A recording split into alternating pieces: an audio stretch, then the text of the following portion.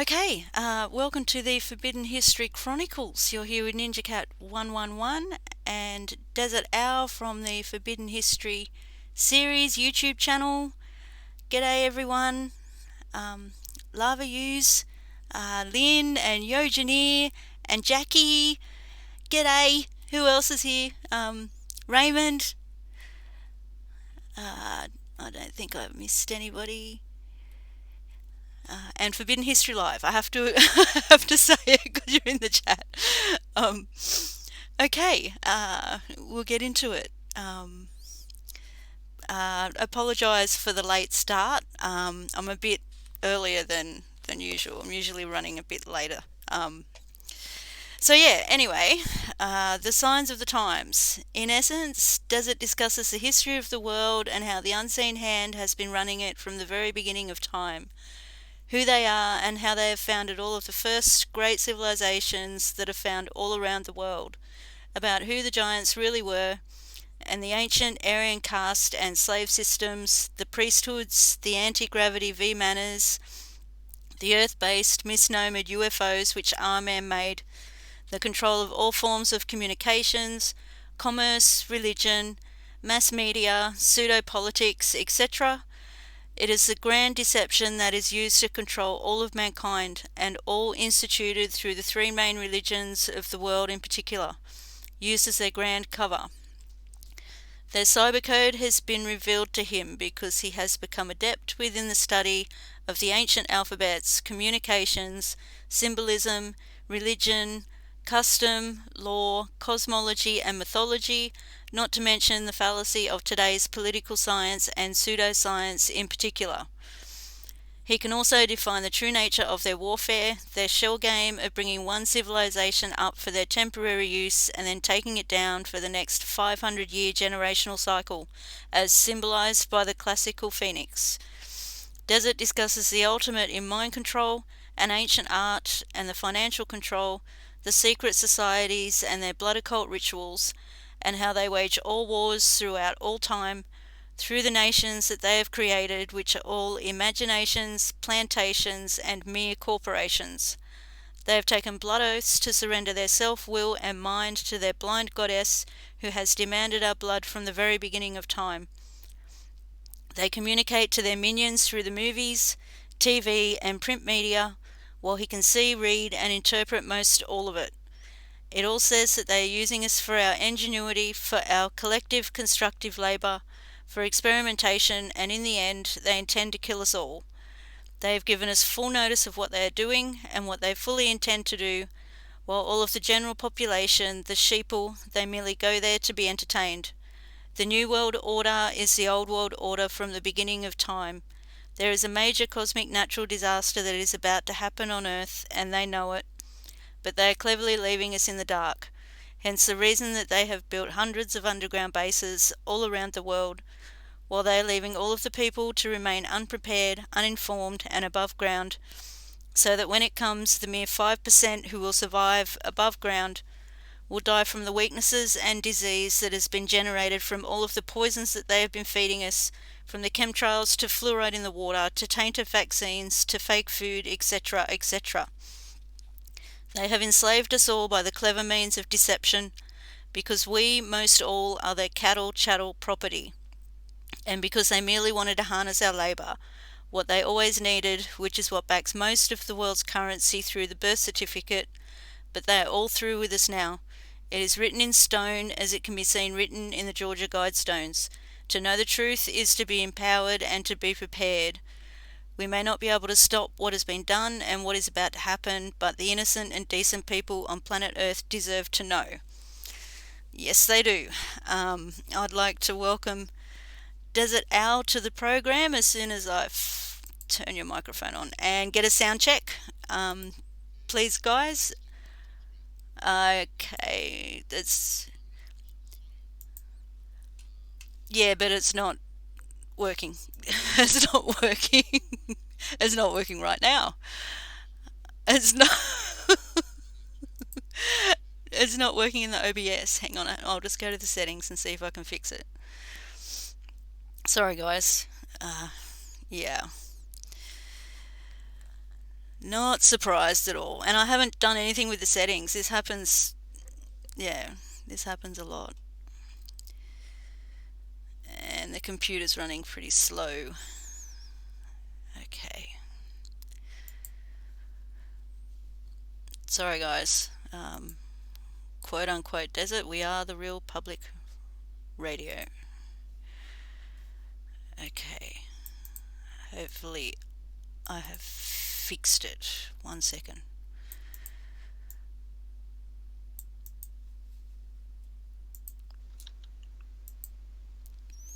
Yep, okay. Desert, do you want to say g'day to everyone?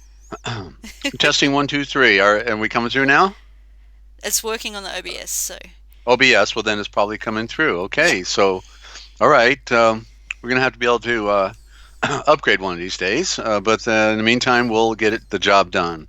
Ninja, that's okay. So I want to mention to everybody, and welcome to everybody out there, and good to see some old friends like Star Wilson and new Oh, friends g'day, like Star. Jackie. Yeah. Yep, and friends in between as well. But we just uploaded today, thanks to Ninja, part 2 on the Watchers, on the Cosmic Essence. So the link to the Cosmic Essence is always right below Ninja's channel name on the left, below the video. And part 2, the Watchers. It's I can't get over it, ladies and gentlemen, but it's all an open secret. But for some reason, the federales, they always make the false narratives, because they don't want you in tune to the real narrative, so they give false narratives, ladies and gentlemen. And I'm loud compared to Ninja. Thank you, Shelley. So I'm loud. So Ninja, can you get? I'm going to bump my microphone up a little bit, and you get yours closer to your mouth somehow. Okay, I so we're can't get mine balanced. any You got to have. closer to my mouth. You can't. How? Okay. How are we balanced now? Yeah, Are we it's balanced looking a now? bit better. It's looking a bit better.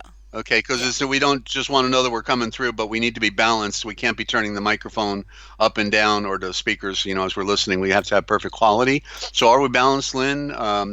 Give me a heads up. Okay, much better. We're Much getting a better. much Much better. better. Yeah. Okay. Okay. So yeah, Star would know. She's a singer, so she knows all about that. And okay, so the part 2 in the Watchers, the narrative. Is totally false that we hear out there about these invisible creatures with wings on their back. Thank you, Shelley. And so go check it out because I bring it to you through the lost books of the Bible and the forgotten. It's actually in the Forgotten Books of Eden, book 2, and all this came out of Ethiopia, and the actual story is available. So there's no guessing at it that they were the children of Adam and the brothers and cousins of Enoch, and they were Aryan by birth, and then they decided to conquer the world. As simple as that. And they mated with the redhead spotted cursed children of Cain. So that's what you're going to find on the Cosmic Essence. Scroll down, and about the 5th row, you're going to see the Watchers, part 1 and part 2. So do check it out, ladies and gentlemen, because this story is not being told anywhere. It blows my mind when, I've been reading the lost books of the Bible for 40 years. I've known this story. And so once you do the research, once you collect the lost writings and you started to read this stuff, you can know that you can know that you can know, because that's why they took these writings away from us. Okay, that's what's going on. Ninja, great job. Thank you, Desert. All right. Um, Okay. back at So ya. I got eight Chavors here to spell out, but I wanted you to have the first shot if there was somewhere, you had some words or anything, and we can start with you. Okay, thank you. All right. I have been seeing things that didn't come out right. I have been um yeah. Hang You're on, seeing? Are you telling us you're seeing things? I'm seeing things, yeah.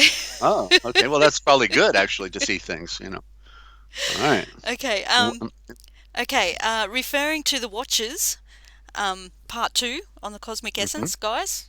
Watch part 1 first though. Um Hey, well, you yeah. talk. I got to turn on the fan. Okay, I got to take my headset off. Be right back. 30 Okay. seconds. Okay. Okay. Please subscribe to the Forbidden History series YouTube channel, and Forbidden History Live to hear more of Desert. it's amazing. The I'm back. Forbidden History series is his old channel that he can no longer access, so it's archived. And if you go back to June 21st last year, 2018, um, it it really helps you get the picture, and Yeah. it makes it easier to figure out and see things, see that this is the truth. Yeah, it's just Hmm. amazing. It's an amazing broadcast. Yeah. I Well, can't well, say enough good words it's about an old it. It's an old axiom that you can fool some of the people some of the time, but you can't fool all of the people all of the time. And everything opened up for me when I realized that we were being lied to. Once you get it that you're being lied to, then everything opens up. If you think that your preacher and your politician and your parents is going to give it to you when they've been lied to also, and they just everybody repeats the lie. You see, that's it. Everybody repeats the lie. It's easy not to be a researcher because it takes all of your time, takes all of your money to have to buy books. It's quite an investment, and so that's the distinction here. And I was willing to go on the journey. I was willing to climb that mountain, for the vision. And a lie will race around the world while the truth is slowly putting on its shoes. And living is easy with eyes closed, ladies and gentlemen. It's easy. But once we open our eyes, we realize, whoa, do I have some legwork to do here? Do I have some homework to brush up, and my yeah. And so the whole purpose of being here is to discover the true nature of things, the true nature of the self, and the duality of that is affecting us, because it is a duality. You see the right hand, left hand, the inside, the outside, and the good and the bad, and then the light and the darkness. That's how you have to be able to interpret those scriptures, because it's given you that aspect in there, but it's been corrupted by priesthoods. And Ninja, back to you. Okay. Um, Thank you, Desert. Uh, Hmm. you know how, anyway, referring to the Watchers, part two, uh, where you talk about, I want to say it right, Zulmega. Zulmega. Zulmega. Uh-huh. Yeah. You, Last letter of the alphabet in combination. When you put all the letters together, just like they call A alpha, well, the last letter with the TZ go together. There's the cross, there's the lightning strike, and it also represents the serpent. Then the Zulmega, Zul, Zool. While you're talking, Ninja, I'll type it in there so people can look at it. But okay. it's all encompassing. It means completion, fulfillment, vision for everything. Go ahead. Actually, I think I have the graphic as well. Possibly. Uh-huh. Still. All right. I'll just check. Um, uh, Maybe. And there's the owl. In Ool, you Okay, got the there it owl as is. well. You got zoo. Zoo means everything. You go to the zoo to see everything from the world. And the Ool is then the vision, and the mega means, giant, big, complete, the bigger picture, all there. Oh, I see. You got that graphic you made the other Yeah, day for the. Yeah, very good, yeah. Ninja. Thank It's you. still there. Okay. Yeah. All Um, right. okay. So I got looking at Mega and played around with the letters and came up with game, GAME.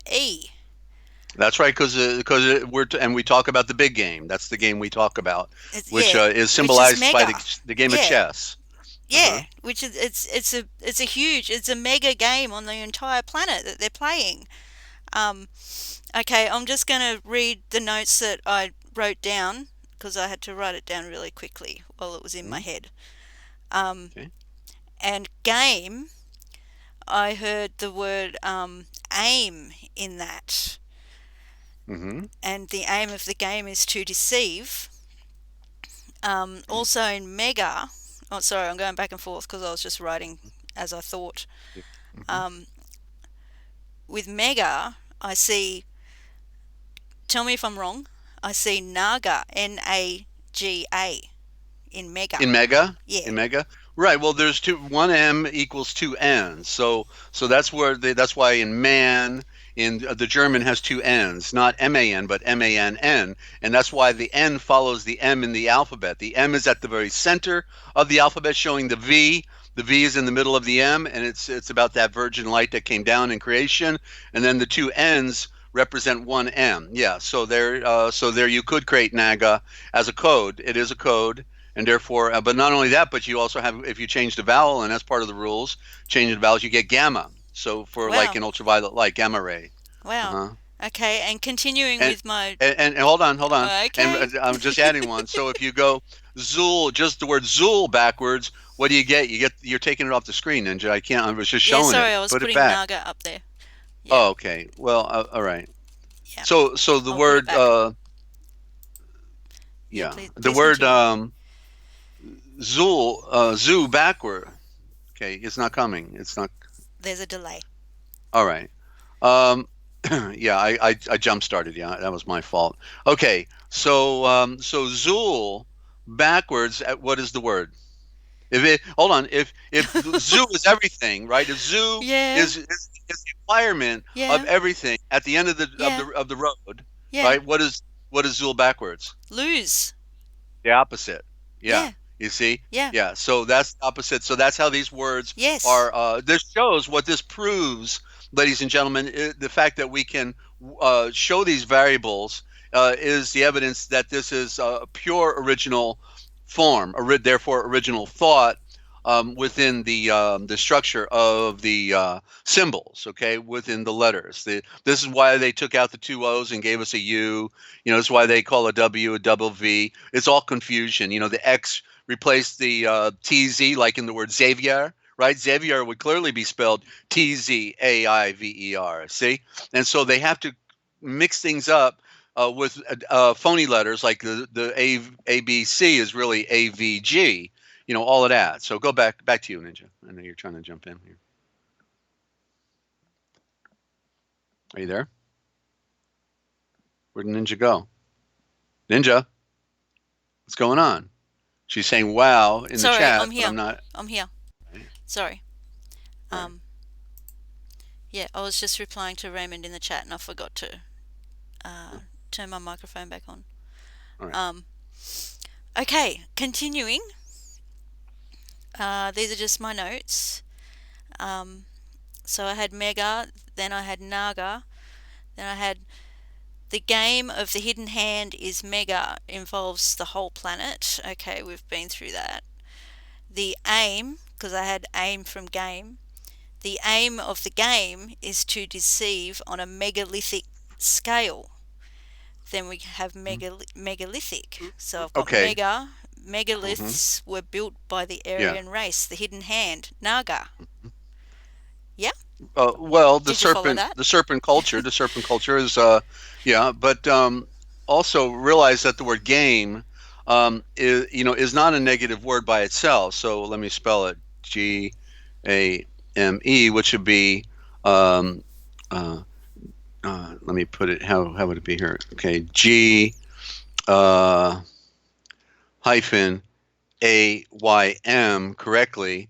The G is the symbol of gold, the golden light, the light of accomplishment, the victory of light. You're right. So the golden light of the sun, and so game is AYM. Yeah. It's plural. It's plural because in a game you usually win a multiple of ideas or concepts or you're at the end of the rainbow, the pot of gold, the metaphor. So game therefore means the golden aim. What is the golden aim? To win the game. You see, that's the golden aim, right? The light. Wow. And they get the gold at the end of the Yeah. race. They get the golden Yeah. prize on their head, right? Yeah, So there it is. duality in everything. In everything. Right. Well, Yeah. well, that's just, it's not, that's, you were referring to the opposite. Yeah, that's That what I was mean. the, Yeah. I was yeah. saying the So opposite and you were it's not explaining. conveying the Yeah. duality in the word. Yeah. We're talking about the duality in the game. Yeah. Right. Yeah. Mm-hmm. Right. Yeah. Okay. Wow. Okay. All right. I'm trying to find it. I also had another question All right. um, about the word pure, Pure. It's used uh, to like opposite ways. People use it when they say pure evil, and people say it when they say pure and good. So I'm just wondering about the word pure, desert. Yeah, well, that's a cliche, so I wouldn't, without see. So pure, it would be one to have to do an etymology on practically because some of them don't come so easy. But okay, so the P would be a PH. P it has to be a PH. Has a P, it goes with an H, and then the U, closely would be a PHO, or it could be a PHV, and a pure, Pure. And what I'm looking at, it looks like the word fire. In other words, out of this, if we go back to original, it may be okay, fire, FIRE is PHAYOR, Fayor. Okay, and then Okay. we can see in Fayor, PHAYOR, then Pure. You see how they're relative? You can see the form. That pure sounds like favor, right? But the P in pure is missing the f, the F Yeah. sound. Yeah. Fayor. If it's a P, it's an F sound. This is how they've Yeah. confused our diction so that we can never follow the trail back, and that's how that game is played. You see, and so we're revealing the game, as our friends stay tuned with us, because how do they put us under their spell? They have no real supernatural power. The way they put us under their spell is by controlling the spelling of words. Therefore, our thoughts, therefore, our scriptures, our sciences, everything is controlled by them. And so yeah, that's that game right there. Yeah. So pure is fire, okay? Yeah. Fayor. That's what obviously anything that goes through the fire. We came through the fire as the in the lava, right? The blood earth, the blood of the earth, the blood clot boy, the as they say, Adam means red earth when it really means the fiery magma that we were formed from, the purified, fired, right? Mineral salts and of the earth. So, okay, thank you. Good pick. Thank So, you. okay, so we going further, or you want me to jump in? You let me know You where we're can jump here. in now. I'll gather more Okay. thoughts as we go along, if that's okay with you, You're Desert. you're a, you're a stone that's going to gather more moss as we go along. Yeah. Okay, Yeah. we're good. I'll roll along. Yep. Okay, go for the roll. All right. So I have some words before we get into with Okay. our typical reading on symbolism and also the dictionary of all scriptures and myths. Word the Asia. Okay, so word for our new listeners. Word is it says in the beginning is the word. Actually, said in the beginning was the word. They want you to think it's over. Was the word? Wait a minute. Not is the word. In the beginning was the logo. Not is the logo. Okay, logo is a symbol. And so then, therefore, the word must be something relative to a symbol, but the word is Ashavor. Asia, there we see the word Asia. We find that on a map. They never tell us what Asia means. Did anybody tell you what Asia means in school? Ladies and gentlemen, Ninja. No, I don't think No. so. They never told me. But it is the prime. Obviously, if it's on the map, it's got to be a power word. It's got to be real. And then there's Asia Minor. Okay, Asia Minor. We thought Asia Minor. They said they pronounce it Asia Minor. We thought, well, it means the little Asia versus the big Asia, right? That's what it looks like on the map. But no, Asia Minor means the light of Asia, the royal eye of light. The royal eye of light. What is that? That's what Jerusalem was in its heyday. The called the navel, the center of the earth, the navel of the earth, and where all the cultures around the world and the Mediterranean all were polytheist, and the monotheism came through the navel of the earth, the Shalom, okay, through the Nazareth. But then it all became corrupted. So the word Ashon is relative. So look at what we get with the word. There's something wrong with this word, right? Let me type it in. Okay. So what's wrong with that word? It doesn't look quite right. Does it sound like it looks, Ninja? Where'd Ninja go? I'm here. Um. Okay. Okay. No, it doesn't. I mean, what's the problem? What's the problem with the word? It's got the wrong letters. Okay, in other words, what sound do you have versus another sound? Do you see it? Do you get Yeah. it? Yeah. Well, tell me. Um. The T sounds like an SH, and it shouldn't. Okay. Okay, so that's the problem. That's obviously lying to us then, right? Yes. The word is Yes. lying. That we've been fed lies because one letter has one sound in the Yes. original. Not multiple sounds, that's confusion, that's Babylon. So here it is, And I don't think the right? I is necessary either because it's shone. Yeah. Okay? There it is. Aisha is in the word. There you go. Neshan, meaning that which came down. En means that which came down. Okay?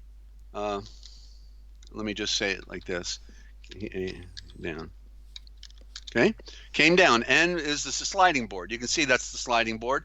And so what came down when we said there were two ends? Well, then came the male and female, came the yin and the yang, came the light and the darkness, came the sun and the moon, right? The duality came down in the two ends. That's what came down.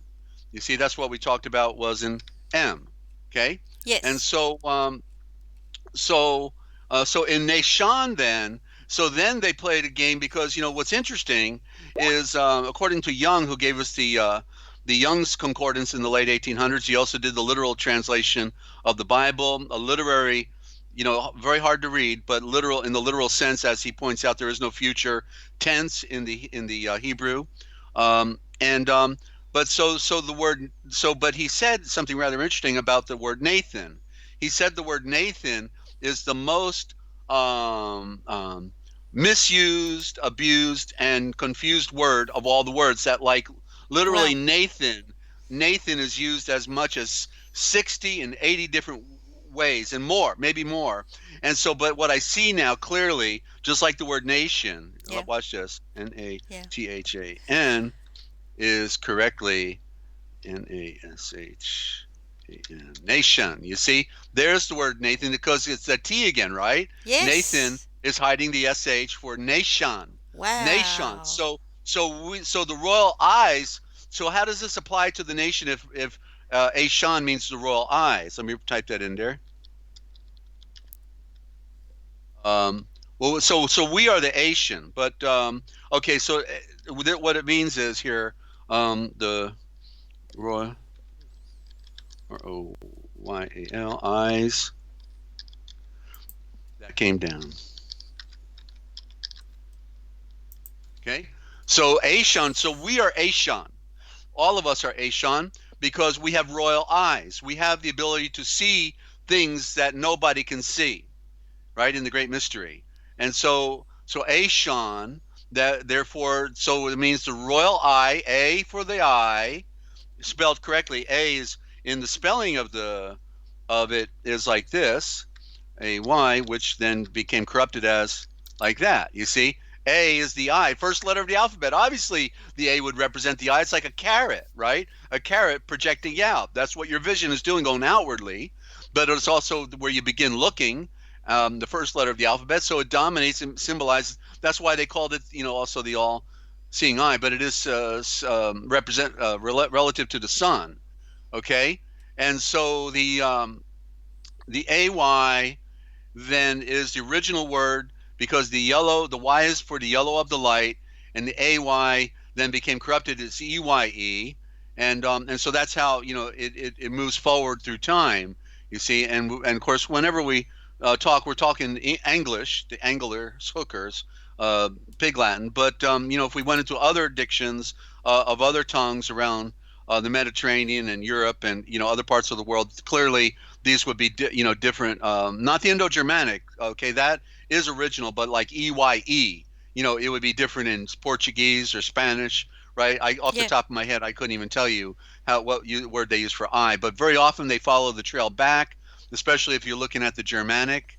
Okay, when you're looking at, because we all are speaking all the European tongues, maybe with one exception, maybe two possibly, but hardly, that all of them go back to the Indo-Germanic mother tongue, which is also aka Aramaic, and aka Sanskrit, not Sanskrit.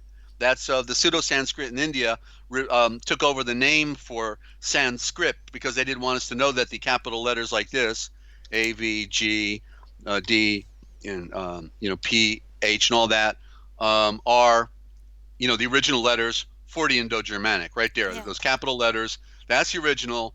We find them altered in their form. This is not the exact form, but it's relative form. They are relative to the original just like an M had a long stroke on it that went down as if it were like, you could carry it like a flag or a banner. It had a long tail, and so the M was way up in the graphic. But then if you flipped it over, that's where they created the W, the phony letter for V, or what they call W's, and all the trick outs. So nation, okay, therefore Nathan is therefore a cover by the priesthood, by the Jewish Khazars, okay, when they tell us they gave us these perfect Masorite translations. That's Egyptian. Masar is Egypt, and they're the Masorites out of Switzerland, and they gave us the Masoritic text, and nobody has ever disclosed the fallacy of this, because Masar is Egypt. That's what it means, and not only that, but that is the first writing that was ever locked into vowel points. Wait a minute, how come?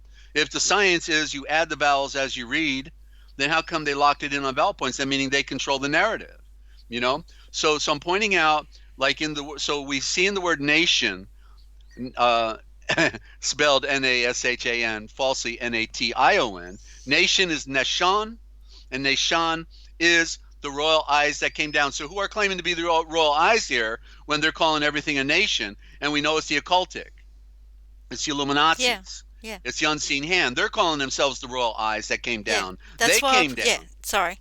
Just, I just don't. like the word. Go ahead. Yeah. I don't. Just I like don't mean to cut you off. It's hard to stop you rolling. I know. Well, just let me finish the point. Just like Okay. the word Nevada. They named Nevada, the state of Nevada, like 150 years ago, easily, give or take.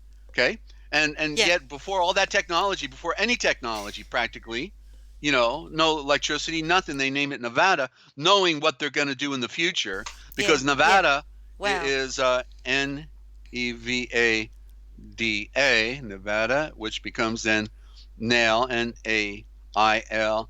Well, I'll spell it the correctly way, Nail, nail, Veda, Veda, nail Veda.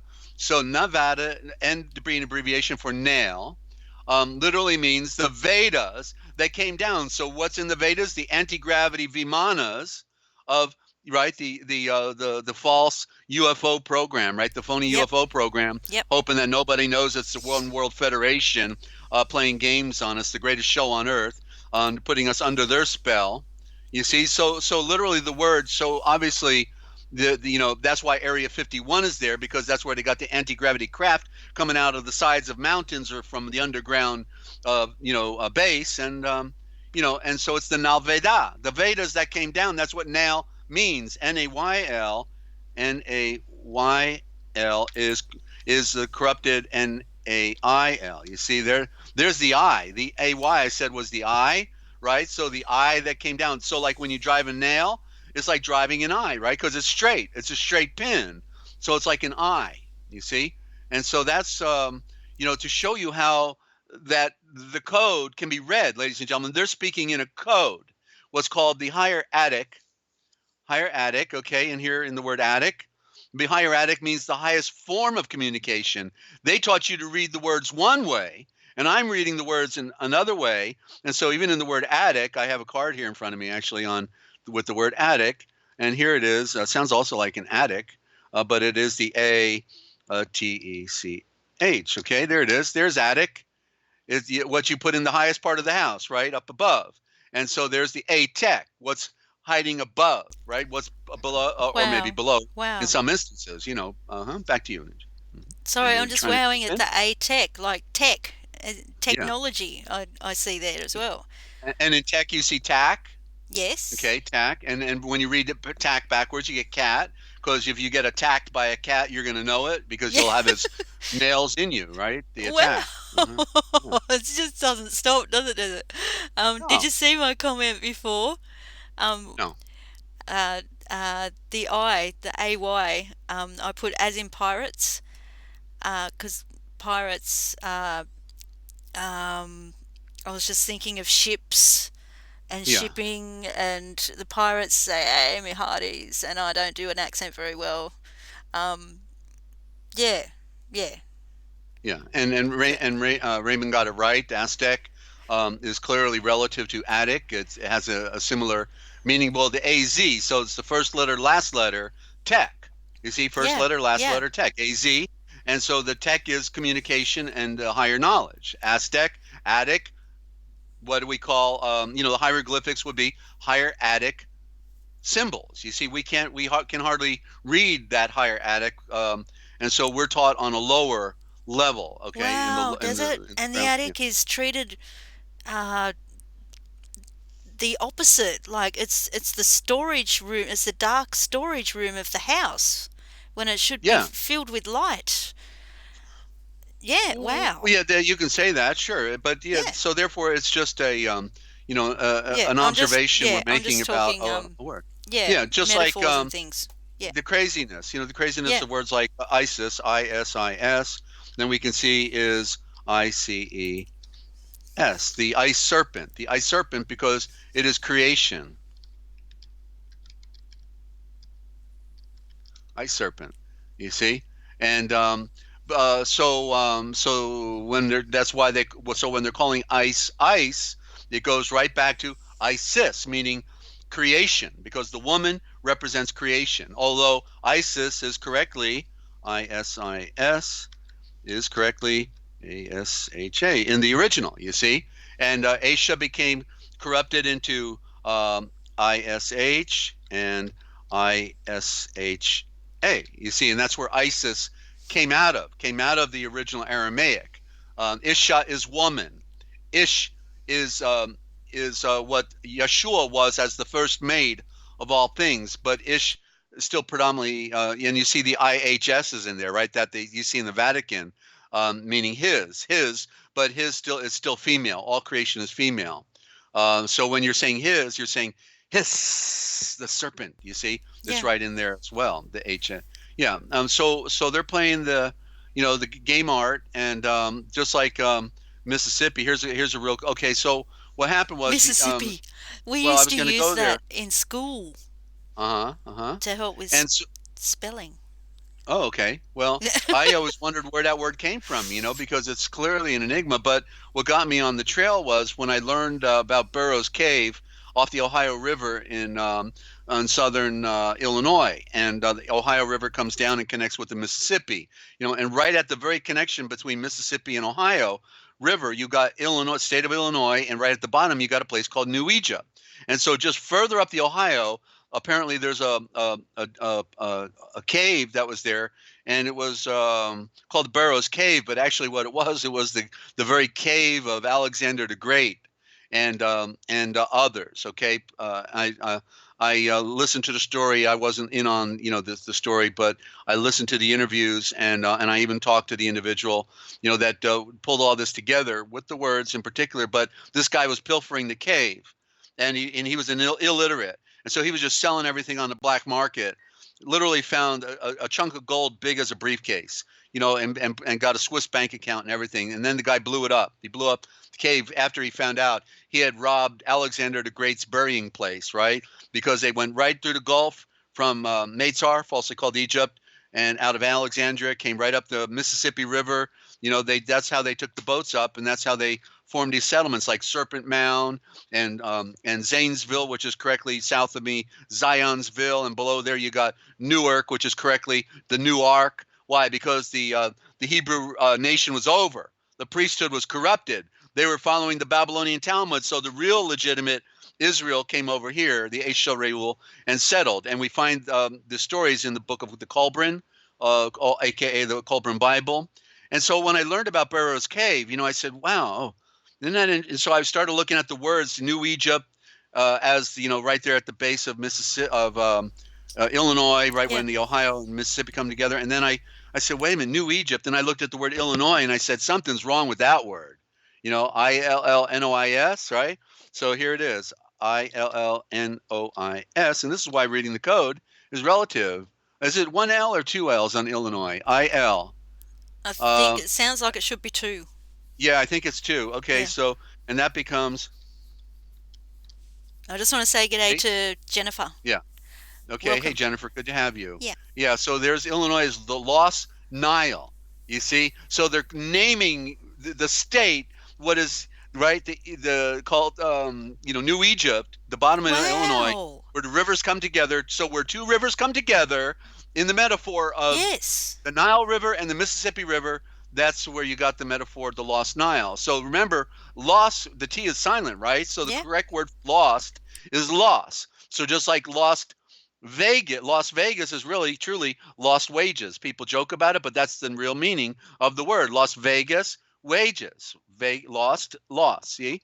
And so when I looked at the word Mississippi, so that's when it opened up. That's when Mississippi, I could see it, Mississippi. Okay, so let's look at that. So when you read it, I first read it forward and backward, left to right. But then I realized, so when I read it that way, I said, Mother, Isis, Isis, this is see the second creation. But when I read it the other way, it actually worked out.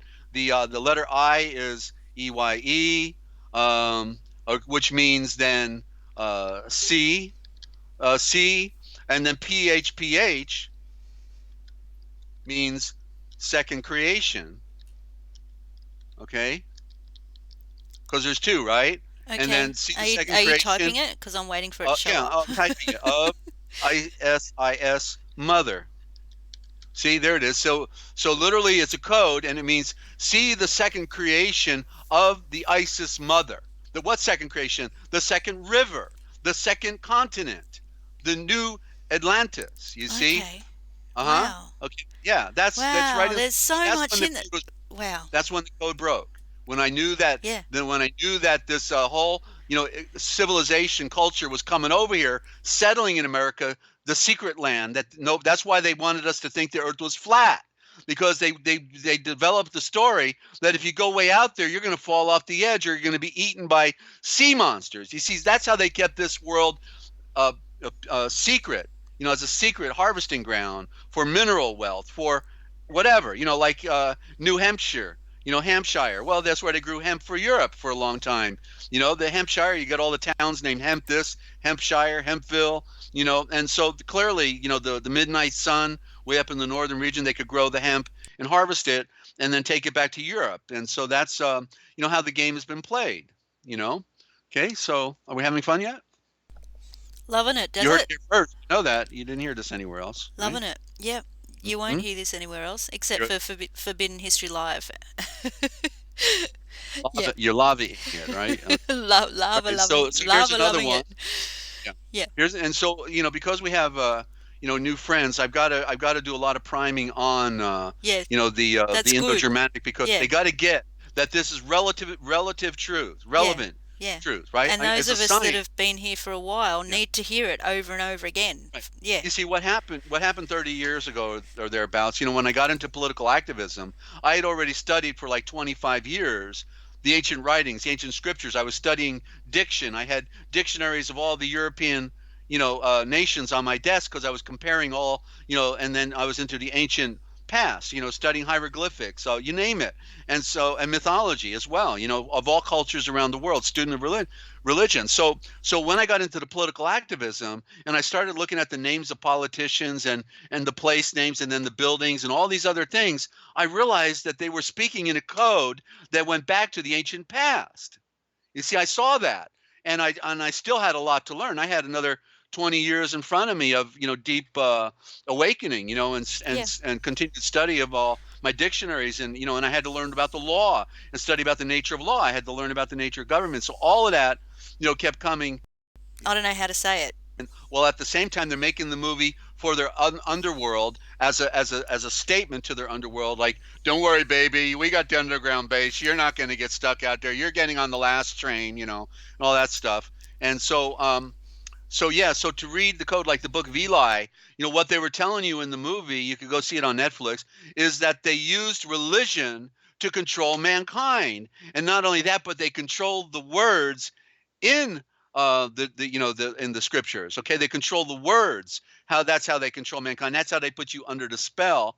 And and there was so much in that movie. It just was really amazing. Yeah. Oh, and they even Yeah. mentioned in the movie that they punched a hole in the sky which means they destroyed the ozone layer, and literally everybody burned up. Everybody fried. Everybody. Yep. And except for the ones who are underground. That's what they said. And that's Yep. their little buzzwords for their little minions, because, okay, you're not going to burn up. You're going to go underground. When everybody out here is frying in the UVB and the UVC, you'll be Yep. under there having cookies and cake and ice cream and having a party. And they mentioned people going Mhm. blind as well. Not the main blind character, but I heard them mention others Yeah, had everybody gone went blind. blind, Yeah. they said, yeah.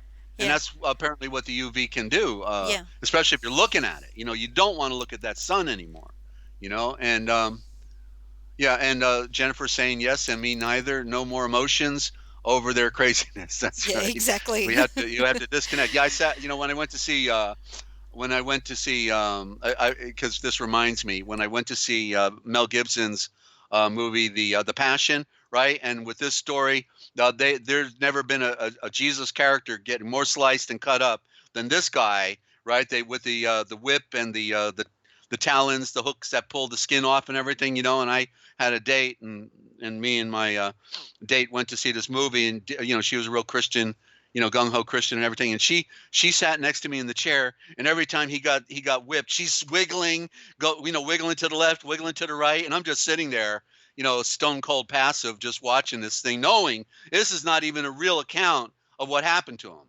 It's not even a true accounting, because if they know the truth about the story, Pilate loved Yeshua. Pilate was a friend of his.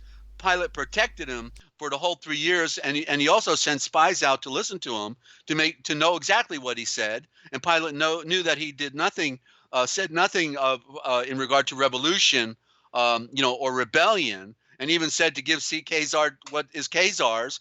So literally, when you read the Aquarian Gospel, which is a misnomer for the original Gospel, the source bedrock gospel, we find out that he even tried to rescue him on the night he was betrayed, and had him come to his whatever you call garrison or office, and he told him that the Judeans are out to kill you, and I have 40 horsemen right now ready to take you out of this country. And he gave him an offer to depart, and he says, your wisdom, he said something like, your wisdom is the salt of the earth, Pilate, but can you stop the tide that's rushing in? And so literally then Yeshua walks out and goes to the garden. This is part of the story that's never told to us. That's why we have to read the lost writings. That's why we have to leave we have to turn over every stone. We have to find every piece of literary work we can find and read it for ourselves, not listen to what other people say. Oh, you don't need to read that. That's not canonical. That's not the original. Wait a minute, what, or whatever they're, I'm saying, King James all the way, when it's literally an occultic work that was stolen from Tyndale. They didn't need 50 translators. They stole it from Tyndale. It was already translated, and all they did was made it into their MK Ultra code book, to standardize English in England, because all English was crazy.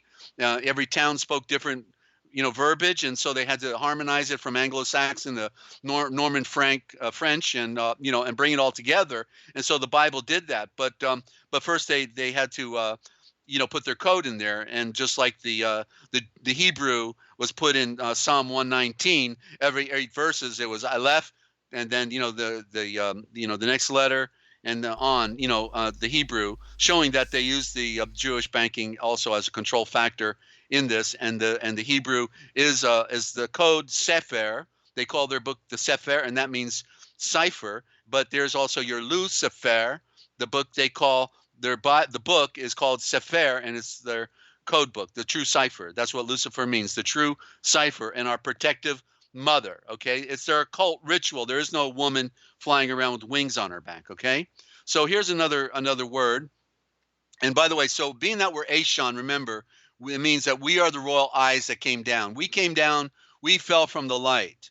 Okay, so Ashan, the word we talked about earlier, means the royal. The royal eye of the harvest, actually, of the harvest. And we're the ones that have to be harvested. Okay, there it is. So Ashan. So the N is that which came down. That's the sliding board. What came down? The royal. The royal is that Shah. Shah, just like the Shah of Iran. See, these modern words are preserving the original meaning. That's where out of Persia. Persia is the enclave of original thought in many respects, and it was the largest civilization and king and empire in the world, bigger than the Roman Empire. And so the A is the eye, A Shun, the royal eye that came down. And so that's what we are. We came down from the light, and we have to put on the royal eyes to see, ladies and gentlemen. But some people would like to divert your attention from this work that we're presenting here, and we're the only ones, apparently, because I've seen everything else that's out there, the only ones talking about the Indo-Germanic and revealing the code. That's why they want you stuck in the Hebrew and the Greek, you see? That's why. So, okay, let's look at another original type of thought. So in the word the circle, which is Z-E-R-O, which also means a seed, but we can see there the Z-R-O-L-L. So we see clearly that the zero has within it the confines of the word zero, right? And the zero is symbolized as the sun and moon. Clearly, that's the circles in the sky, right? So the first circle that anybody identified with would have been sun and moon, right? A perfect round sphere, right? And so zero then means the power. What does it mean? The power. Let me write it in there, okay? You know how they said that primitive man didn't have the wheel? And it's a bunch of nonsense, because zero literally means the power of rolling. The Z is the lightning, right? Z is. Where you at, Ninja? Oh, I'm You here. there? Sorry. All right. Okay, Z is lightning, right? So literally the Z roll, as you can see in the word roll, it means to, like rolling a stone, rolling a car, Yeah. rolling Yeah. a wheel. Yeah. So the Z roll then is the power of rolling. And then they want us to think, that they never had the wheel until like 3,000 years ago. Give me a break, right? They can make polygonal structures that we can't lift nor can we cut, but yet we were too stupid to have a wheel. When it's in our face every day, right? Yeah. The round moon, the round sun. So that's how they deceive us in scholastics, because they want to, just like they said, back 1,000 years ago in Europe, the men only took a bath once a year, and then it's sickening. I know it. And and like I say, the women wouldn't have slept with them if they did. Yes. So we know that anybody with the right mind takes a bath every now and then, Yeah. and if you're working in the field, you're probably taking a bath that evening, if you work in the field. Yeah. Like you're going to go home stinky and sweaty, and now you're going to go ahead and hug your wife, right? Give me a break. I mean, see, we were intelligent a long time ago, Ninja. Intelligence actually disappeared on our planet, right? Yes. We could say practically it has disappeared, because they were more intelligent back then than we are today. We are at the without offending anyone, the whole planet, we are at the stupidest time right now. The most mind control, because it's technology. Yes. The movies, the television, the radio, the iPhone, the newspapers, the books, all under control. If you wanted to have your book published with Simon & Schuster or some other big house, you have to sign an agreement that gives them permission to change any word in your book that they want to change. You see? So I could never be published with these people, because they'd be changing all my words. They wouldn't let it out, And so that's the reality we're in. We're in an illusory world, best expressed by the movie The Matrix. Microsoft management deception. It's global. Absolutely. I forgot to mention the internet. Star, thank you. Oh, not to mention music. Star, right? Music. Oh, the mantras that we get ingrained in us, right? Over and over, songs. And and I didn't even know what they meant when I was little. And then 30, 40 years later, I'm singing them to myself, and I'm saying, what is that? What did I just say? And I'm hearing the words for the first time in my life, 40 years later, because we don't even pay attention to these words, and then all of a sudden. Can I bring up the one that we were, sorry. Yeah, that's right. Can I bring up the one that we were talking about from Pleasantville? Okay. I'm just trying to find it. I couldn't find Pleasantville, by the way. I tried finding it. And Yeah, I tried. Yeah, I tried. You'd think it'd be. It's like it's not a new movie or anything.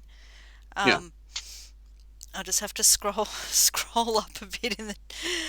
And by the way, if anybody has a comment or a question, then put desert in all capital letters, then use upper and lowercase for your comment or statement, and I'll see it. Okay. So thank you for doing that. Want to welcome any new listeners out there, and our old friends as well, and our new friends on the chat. Good to have you. I know I go fast because there's a lot of ground to cover, and I've been doing this a long time, and there's so much to get out. So you have the benefit of going back and stopping it and playing it and stopping and playing it, and then you can write down the list. But we do have sample dictionaries available. I've got 2 dictionaries and a sample of original thought in scriptures as well, and also a book of wisdom. Ninja will tell you about in a little bit how you can get that. Unless it's also maybe on the description as well. So Yeah, it's in the description. okay. Okay, I'm still scrolling, but we were talking about Pleasantville the other day, the Pleasantville movie. If you Yeah. haven't seen it, I discovered it. When did I? Oh, about 20 years ago, at least, and loved it. And was like, back then I was looking for truth, but I didn't know much. So yeah, so it was one of my favorite movies, and it's the basic storyline is brother and sister get sucked into a TV show, a black and white TV show called Pleasantville. So they get sucked into Pleasantville land, and they're black and white, and it's all about uh, pretty much all about the color and what it represents. I don't want to reveal too much of the story, but it's quite fascinating. And like, when you're aware of the truth, I still want to watch it again too, because I sent a link to Desert, just a little advertisement for it, and the amount of stuff I saw in there um, that I didn't see 20 years ago when I Hmm. watched the movie. It's amazing. And one of the theme songs, I'm still scrolling, sorry. Um, One of the theme songs, I can't even remember what it was called now. I've got it in here somewhere. Um, I found the mantra bit, but I haven't found the Pleasantville link. I must have gone past it. Um, I know, it's No, shocking. I'm laughing at Star Wilson. Her comment. I like Look, to leave it to Beaver World, and I said, leave yeah, it to right. me. Yeah. Oh, and there was what was it, that Lucy Yeah. Oh, asked. I couldn't stand Lucy. I There's your couldn't Lucifer stand her right there with the voice. the ball and the moon right there, and she's the redhead spotted, Celtic, doing a good job. But so the one I was thinking of was Superman is Smallville. So they got us in Smallville. We're all Yeah, I small loved that people show in as well. Smallville, and he's Superman, and he represents the Jesuit, in disguise. We've done that presentation on those words, so I'm not going there now.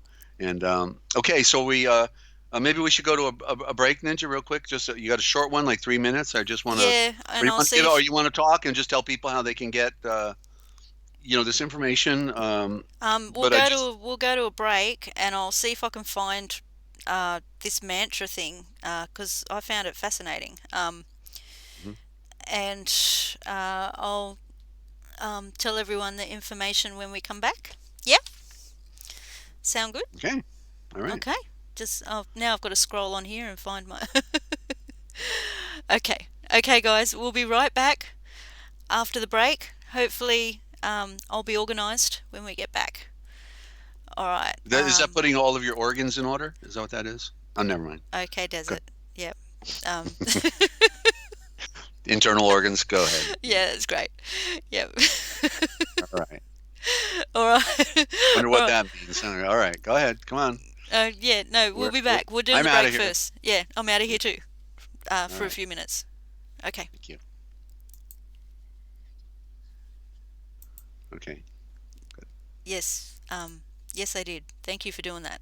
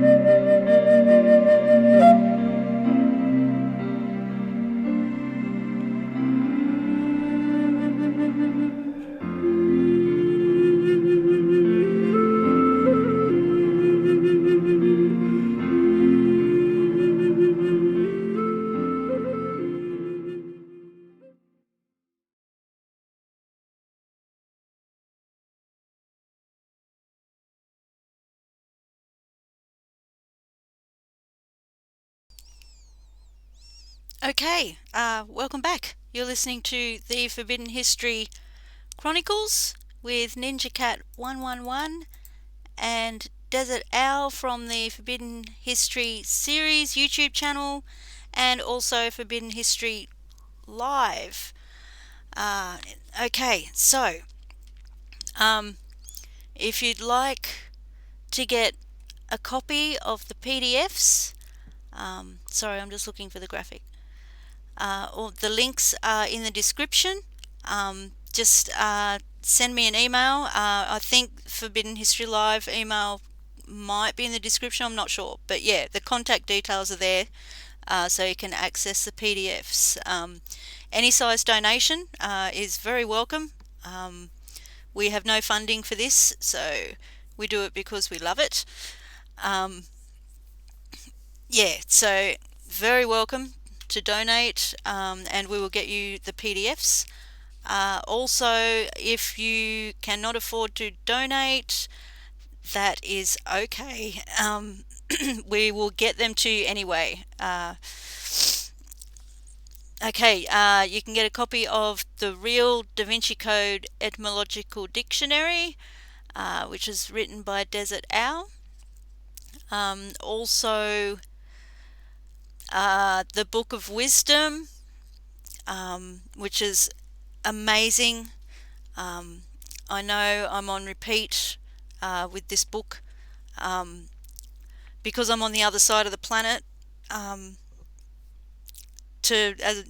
Like most of, nearly all of you, yeah, I'm on the other side of the planet, and if I'm having a really bad day, if I'm really struggling, I don't want to, call any of you and wake you up in the middle of the night. I go to the Book of Wisdom, and I've opened it randomly when I've really needed help, and the right words are always there. It's amazing. It's an amazing read. Also, a sample of the original Gospel with a more up-to-date version of the dictionary attached at the back of it. So yeah, this will help you see and read it all for yourself. So just go to the description for details. We also take live callers. Desert is fantastic to talk to, very, very easy to talk to. So feel free to call in with questions or just to say g'day on 608 566 7295 because we can't seem to master Skype group calls yet. So that's 608 566 7295. And if you're international, just put a +1 at the start. Okay, welcome back, Desert. I'll just make sure your microphone is on. Okay, Yep. thank you. Yep, good to go. And what wonderful music. I think the name is Tana, but you go to the description, Ninja should have that in this description, and you can put great graphics with that beautiful flute music, Ninja. So thank you. It's really nice just to watch that right now while we're talking. It's very relaxing, and what a world of beauty and diversity that we have, all being destroyed and taken down now. So tragic. Okay, and so Jennifer had a question, and she says, "Is the Spanish diction also like this?" And so the span, and that's a wonderful question, Jennifer. And so I'm trying to think of how to start this. All Spanish, just like French or English or Germanic, are all the Indo-Germanic mother tongue. That we all have a common parent root in the Aramaic, and so the English, a la Great Britain, and the symbolism of the Queen as well. Not to mention Lords of London. Lloyd's of London is Lords of London, the city of London, the 66 acres that are squared off in England, and the town of London. So you got the city of London and the town of London, two different factions, a city state within a state, and so all of English had to be used for the one world um, form of communication, the one world order. So they decided to use the English, the hook, get everybody on the hook in the English, and so the other tongues, whether we're talking French, and French and Spanish are two good ones to talk about, let alone the German, of course, and the High German, Low German, and modern, all several varieties of German, even an Anglo-Saxon type German. But so French and Spanish, as an example, are important to look at to compare the words. But those tongues are not being used for the one world system, and therefore they were not engineered the same way as the English is. And so in other words, what I'm able to do with the what I'm calling the Indo-Germanic, the what's right in our face in our modern time in the English, um, may have similarities of effect, cause and effect within the other cultures, from Russian all the way to French and Portuguese and Spanish, but it's not the same because they engineered the English for their one world system, and it's the most purest form of the code of the Aramaic from that standpoint. And what English has is a wider variety, because we have taken the words from all the different Germanic cultures and applied them. So you have three different ways. You could say like a bucket, a pail, or a basin. All like in one in Spanish they may just have one word, bucket, or but not a choice between bucket, pail, or a basin, or a tub, all these different words. So we have 500,000 words common to us in English, and then 500,000 or 500,000 technical terms. So we got 1,000,000 words now in English, but the more primitive and basic tongues, don't have multiples like we do, because the English was used. But it was also confusion, because when you had fewer words and a simpler diction, then it was also easier to communicate and not confusion. That's why foreigners say that when they come to America to learn English, they're like, give me a break, okay? Because you got one letter representing three different sounds, and how many of those letters do that, right? And the C is an S, the G is a C or a K, all these mix-ups. That's confusion. So that's how the reason it's so hard. So we're born into it, and therefore we get a handle on it, but we're still under the control, because we don't realize that the diction is here to control us. And and that's Babylon. Star of confusion is Babylon, and so they're controlling the narratives, controlling the translations. Remember, they burned people at the stake just for reading the scriptures. But once the scriptures were out, and they couldn't get them back in the box anymore, they said, okay, so what we're going to do is then we're going to control the translations, and we're going to control the spelling of words and put everybody under the spell. So I had a dictionary on my desk 30 years ago, 35 years ago, of every European tongue. And I compared them, and that's how I was able to follow the trail back. You see, and also the trickery. Like in one, it would be the V, and another one they'd use the F, and another one they use the P. V, P, and F, all sisters, relative, or the C and the S, or what the Scottish Rite did when they changed the word shul, as in Yeshua in the original is Yashul and Va, which means the knowledge of the serpent that goes round, meaning the knowledge of everything. But shul becomes school. They put the S, if the S is the symbol of the sun, then they put a C in front of it to create an eclipse, and we got school. So the Scottish Rite occultists put in the C in front of it, and we got school, when it's really shul. Shul is knowledge, and the shul is your soul. It's the place of knowledge. You see, the school is the place of knowledge, and it's the shul, and that's the soul. All of those things that's why we have to put them all on the table together and compare them, and we get the bigger picture. So, Jennifer, I hope that answered your question. They're all relevant, but there's one that was used as the platform, and that's why in the dictionary called the Universal Dictionary, the Universal English Dictionary out of England in the 1930s by Wilde, right in there says that the one world, they use the term, the definition for the first time, probably one world language. And they say the one world language is, used to standardize things within the world. So it was engineered. It was all a plan. And so therefore that's interesting because even though it's the most convoluted, at the same time, Waddle back in the 1800s, who gave us several dictionaries on the Sumerian, which he claims is truly Aryan, not Anunnaki, but Aryan. They didn't have Anunnaki back then. Wonder why? But that he said that we're literally speaking in our modern time, 70% of our words go right back into Sumeria, in the Indo-Germanic. And that's what I'm revealing here. You see, I was doing it even when I hadn't read Waddle. I didn't even get one of his dictionaries until this past year, but the Heavenly Father opened it all up to me to see the root forms. I just saw the root forms. Then I started buying dictionaries, to help me out. But these Indo-Germanic ones I got of late were the best. I didn't even know about them. Wonder why. They don't want us to know about these authors. They hope they disappear on a shelf somewhere, So Ninja, you say you've got something? Yeah, I found it finally. Yeah. And thank you, Jennifer, for a question.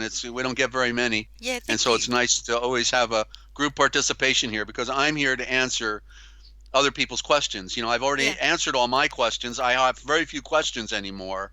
I want to, and by the way, just real quick, because I watched the movie Noah last night. Okay. And Noah, and, I'm too loud. I am too loud compared to Ninja. Okay. Let me move my mic up a little more. Ninja, you're going to have to breathe deep. Okay. And I move my mic up. Hopefully it's balanced. Keep me posted, Yojanir, and anybody else. Okay. So I watched the movie Noah last night, and Noah is the one with He's an yeah. Aussie. So Russell Crowe. Yeah. It seemed to be a little bit out of character for him, but Yeah. he's got Yeah. to follow his contract, right? They're destroying the original story of Noah. They're literally revealing how the earth and this, came out of the sun. They're literally showing it graphically. I couldn't get over it. What I've been claiming all along, that the earth came out of the sun, and they did it graphically. And also the flood, they implied that the flood was still there after the waters receded because it is the Mediterranean Sea, and Okay. graphically they illustrated that. Yeah. And there was other things that were in there. So reading, knowing, the fundamentals and the basics of these things, Yeah. then you really see it in the movies what they're doing. Yeah. So they're lying on one end, but they're telling the truth on the other end. They're talking to the underworld, and they're just entertaining you at the same time. All at the same time. Mm-hmm. Okay, so continuing with movies, back All to right. Pleasantville. This just proves your point even more. Back to Pleasantville. One of the theme songs, a song that I loved it. I used to sing along with it. Um, Called "Across the Universe," sung by Fiona Apple. Um, Okay. yeah, it's a beautiful song called "Across the Universe." All you have to do is Google it, and it shows up. Um, there was one part in the lyrics that I could not understand, and I thought that has to be a different language. Because you know how sometimes you listen to a song and you can't make out the actual words, and you kind of make up what they're singing in your head. I don't know if you used to do that. Uh-huh. But anyway, this sounded like a different language, so I looked it up, and I don't know about the pronunciation very well. It's Jai Guru Diva Om. Um, Jai Guru Diva Om. And I thought that I thought that sounded like a mantra because she was singing it. She repeats it through the song. Um, and so I looked it up, and it says it is a mantra intended to lull the mind into a higher consciousness. The Mm-hmm. words are in Sanskrit, and they mean I give thanks to Guru Dev, who was the teacher of the Maharishi. Mm-hmm. Yeah, and that's what it's got there. But lulling the mind and mantra and Sanskrit, it's just telling me that it's all deliberate. Yeah. Yeah, with the mind Well, control and yeah. everything, and Well, mantra. Uh, hmm hmm yeah, we yeah. we Well, the we spoke about that. yeah. Well, Yeah, the mantras are intended to put us in an altered state, yeah. just like the incense, just like the music, just like the the pictures on the wall or the high ceilings. All of that puts us in an altered state in order to be able to then receive a message at the altar, Okay. which means all power and that they're going to alter something is going to be altered. We don't know what yet, but rather interesting that in the word diva you see the word deviate, right? Deviate, Wow. and because tava would have been the original word, and then we see that in. So in other words, the word David, see the guy, his name isn't David because the D is the letter for death and destruction and doom and danger and darkness, and all the D words are bad, and so it was tavat, and there's the tav at the end, the tau, the va. So it's the end of the serpent. So literally, in the title David, when it was originally Tavad, it meant the end of the serpent. So it's about serpent knowledge, and it's about ending the serpent. You see, and so these are the things not disposed of. So that was good. Just for discussion there, Ninja. Very good. Thank you. Thank you. Shall I move on here? Yes, please. Okay. Please Uh, continue. All right. So I think I'm gonna just do. We're kind of winding down here, and I know we've a number of our friends had to drop off. So Oh, probably I'll because it save the. was disconnecting a lot. So Could we, have been. yeah. Yeah. Okay. So I'm going to put these on the side. I just wanted to do a quick read out of the Dictionary of All Scriptures and Myths, Okay. because I want people to know about the book first of all. That's why I keep going back to it, because we need helps, and the helps are like dictionaries, but this is a dictionary on scriptures and myths, and therefore we can, even though it has the other cultures in here, it's got the Christian narratives, and and these are deep thoughts. It's deep thinking, and we've got to be deep thinkers if we're to realize the truth, because our scriptures, we got people telling us what they mean, but we're never able to see and read them for ourselves, and then the words are controlled. So we're really coming at it from the worst possible position. When we were supposed to be properly enlightened and informed by our elders, by our parents, and whoever, politicians, name it. They instead have altered our state, altered our consciousness, altered the truth, altered the words, altered the scriptures, altered everything on the sacred. Oh, what was that quote that I saw yesterday? Um, and I don't know if let me look in here because it was so profound. I think it's in the Skype up above here. Let me see here if I can find it real quick. I Hopefully. love that. I was scrolling in Skype looking for the mantra one as well. Yeah. Okay. I think I'm getting close. I think this is it. I think this is it. Here we go. Okay. This is by John Milton. Yeah. Yeah. I guess this is the one I was looking for. Yeah. He says popery is a double thing to deal with and claims a twofold power, ecclesiastical and political, both usurped and one supporting the other. So there's the left hand, right hand, right? Popery is a double thing to deal with and claims a twofold power, ecclesiastical and political, both usurped, okay, meaning none of it legitimate, and one supporting the other. That's John Milton, okay? So there's somebody who knew something, okay? And so that's why we need to see things we've not seen before and hear things we've not heard before. Because, in other words, they only want you to have apples and onion or apples and oranges on the table, right? That's all they want you to compare with. But what if we could get apples and oranges and pears and plums and peaches and tangerines and get them all on the table at the same time? Like, okay, where did that come from? I never saw that before. You mean there's all this other fruit going on, and I only knew about apples and oranges? I feel a little deprived here, That'd you be know? so So it's, colourful too. yeah, Yeah. and so it's the same with, right, the aspects of what we're having to deal with within a conspiracy of mankind, right? A Yep. conspiracy to deny us relevant truth Yep. and to control our thinking by controlling our words and our scriptures, right? Yep. So that's why we've got to go where no one else is going. I could easily be criticized by mainstream Christians for reading out of the dictionary of all scriptures and myths when I read certain terminology, because they've been so conditioned and prejudiced into thinking, it's only this way, and no, like, words. So, they even, I remember, when I was a teenager and watching religious programming, and they said, oh, don't do yoga. Yoga is evil. Oh, okay. Yoga is evil. Just because I did yoga when I was a teenager, also. And it was good for health. It was really good for health. But they got you think, oh no, don't say the Om word. Don't say Om. Don't say that word. Because you might fall off the edge of the earth. The flat earth. And so it's amazing what they have done to us to prejudice our thinking. In other words, how did all of a sudden stretching become evil? Yeah, we How did need to stretching become stretch. Yeah. Yeah. And yet the word Om is the most primitive sound. It is the original sound we embrace in Eastern culture.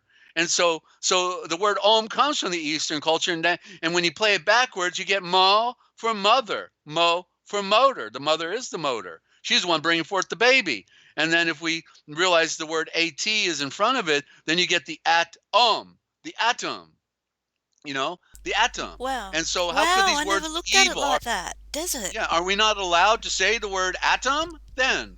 Maybe we shouldn't say the word mother. Maybe it's all bad. Maybe we should just go put our heads in a hole in the ground somewhere, right? And just and hope it all goes away. You know what I mean? Yeah. Please Yeah. go away. Okay. So Yeah. it's so ludicrous, so pathetic what they've done to our. Yes. They've made us irrational creatures and made us full-blown bigots. Yep.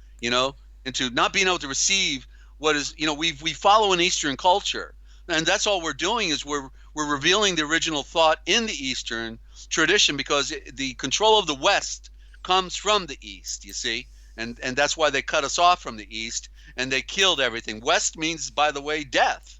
The sun goes down in the West, and so when they're calling everybody in the West, they're calling them the dead.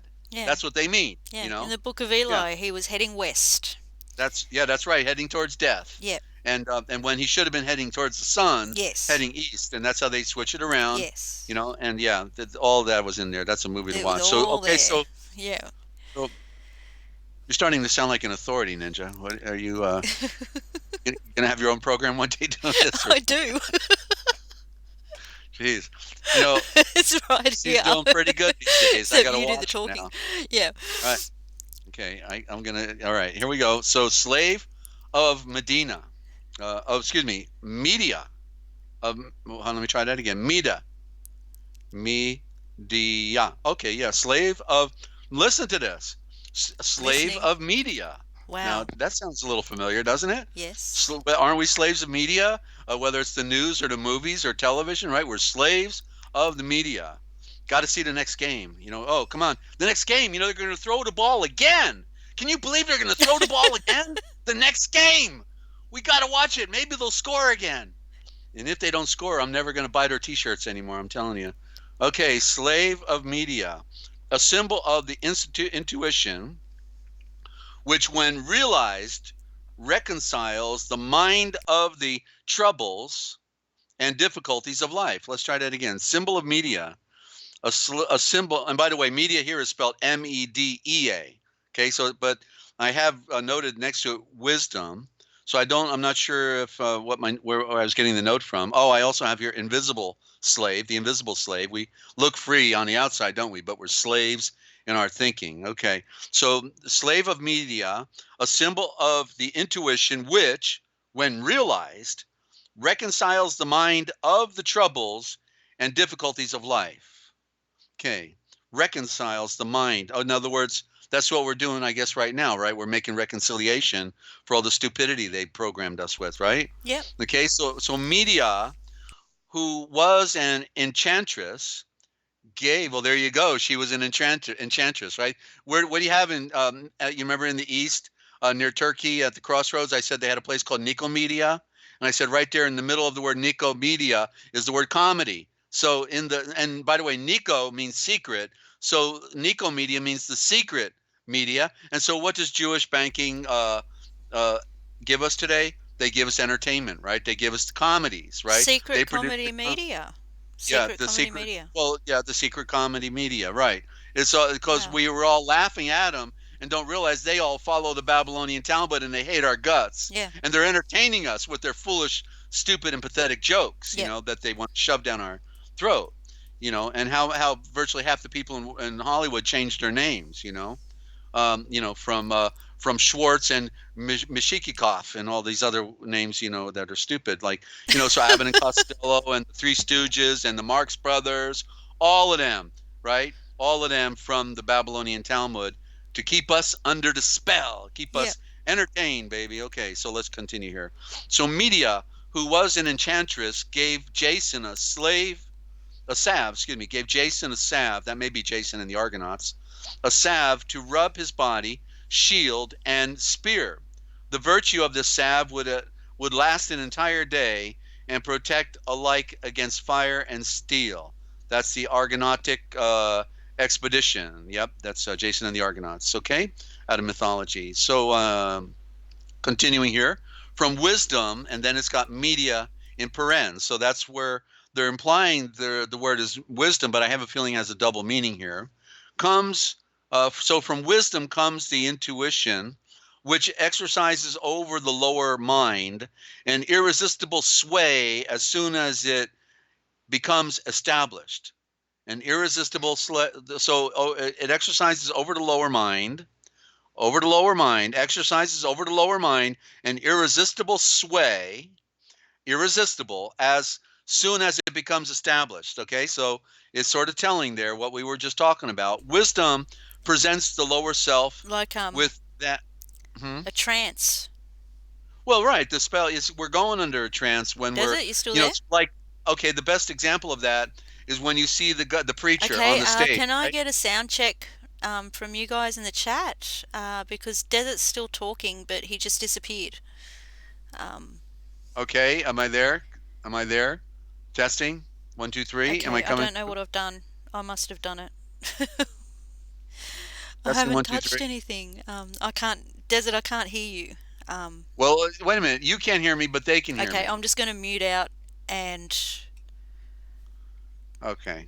just. I'm Uh, just going to mute out for a second. all right. Mute out for a second.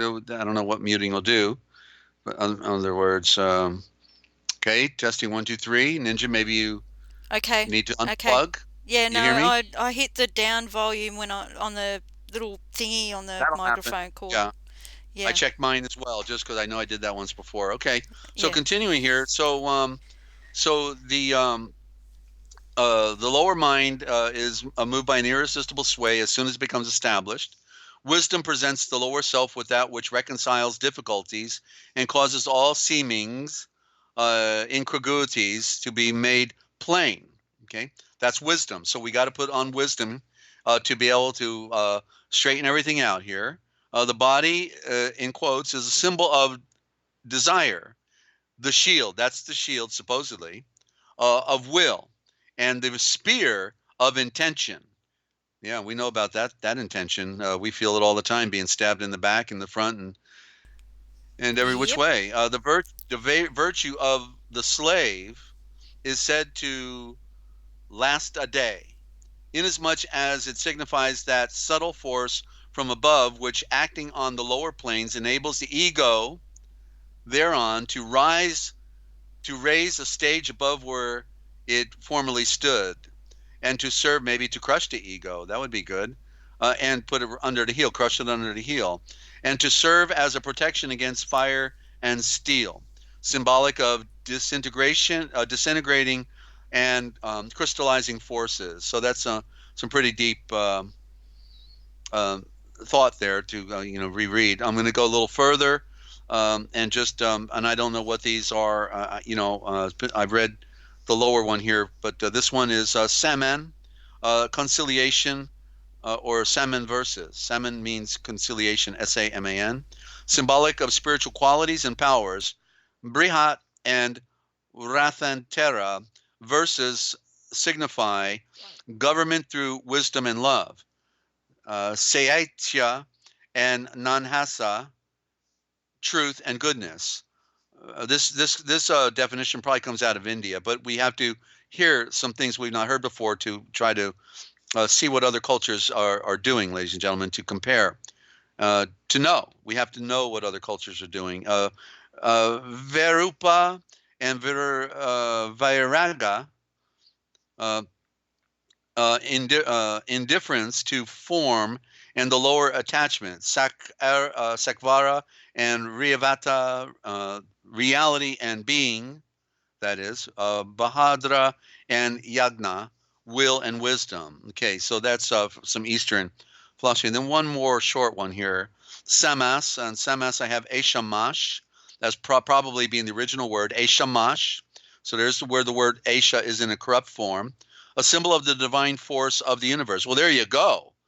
Shamash absolutely would be a symbol of the divine force of the universe if you know the meaning of these terms, ladies and gentlemen. Wow. Okay, and so that's where that's at, Ninja. And want to welcome our new listeners. We seem to be fluctuating here today. We went down and back up with a few more friends. So I'm willing to take it further.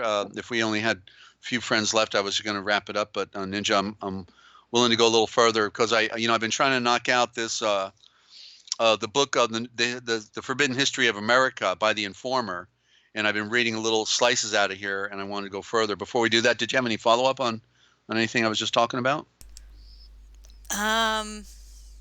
No, just wows at this stage, Desert. Okay. So yeah, I'm seeing some things like there was some really good stuff in there, like so much. I'm Yeah. seeing new things um, that are right there in front of us. Mm. Yeah, yeah, I saw Okay. saw a lot of new things just then. But I Yep. wasn't writing things down because I was doing techie stuff. Right. Well, I'm glad we got the So audio yeah, back. please That's the main thing. continue. All I right. would love you to So, continue, Desert. yeah. Okay. So I'm more than halfway through the. Are you there? It's a short. It's a short. I'm here. Are you there? Yeah, I'm see, here. yeah, okay, I'm okay. I can hear you now. You got a bad connection going on there. Yeah. All right. All right.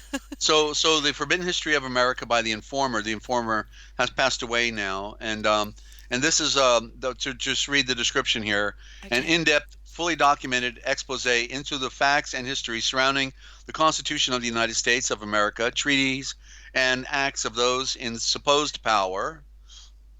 We could call them puppets, as these events relate to Great Britain and to this effects upon the right of man today. Proof that the scheme continuous today for the continual extortion of taxes and control for the crown Vatican cabal started in 1213. Well, it's 1213. I think that's when the Magna Carta happened. I believe that was 1213 was when they got John to put his pen to the paper, or they were going to slit his throat. But that's not a lawful document either. The Magna Carta is a great charter. I think basically speaking about the rights of man, the natural rights of man. Okay, and where they tried to institute common law. But in their common law, still the king could do no wrong, and you couldn't sue him unless he gave you permission.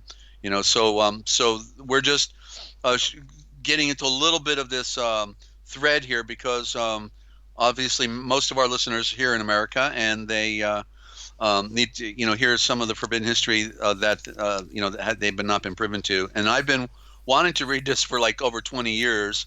And finally, I'm doing it here just on the program because I don't have more time for reading than I do it here.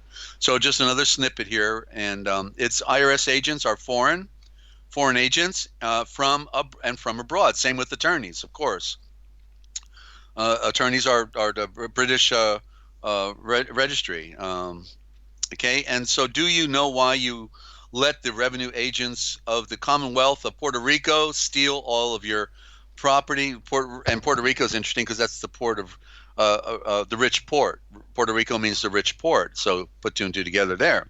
Steal. Why do you let them steal all your property under the direction of the Secretary of Treasury of Puerto Rico? That's a good question. If you start asking the right questions, they're going to get worried. Um, but no worries. Don't believe me, then why does 26 United States Code 6301 68A Stat 775 state that the Secretary is to enforce collection of income taxes?